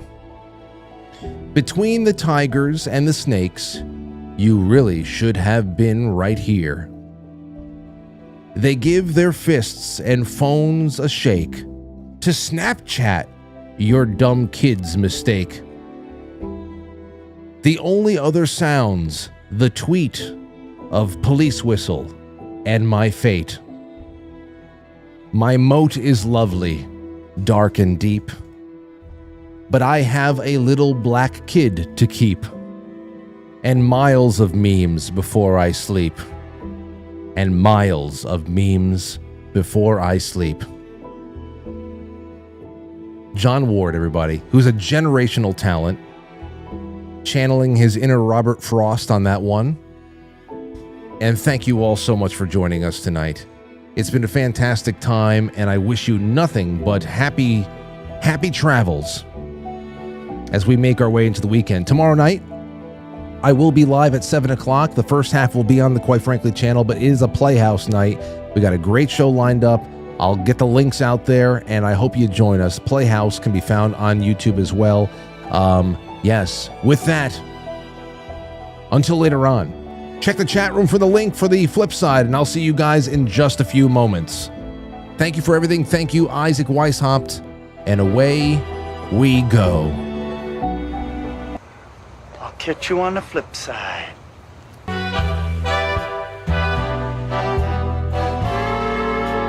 Yes.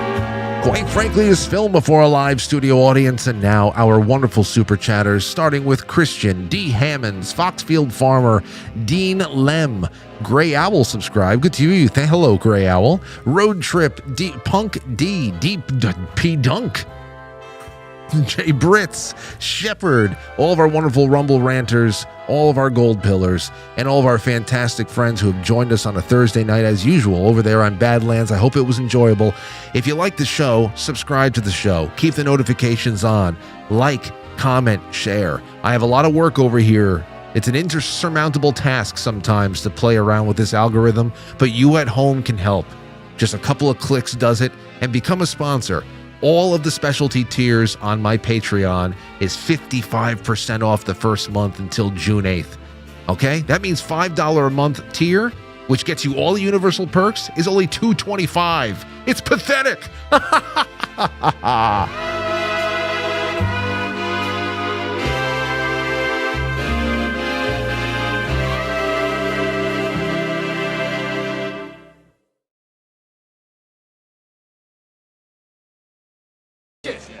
Take care of yourself, baby. By the way, I faked every orgasm.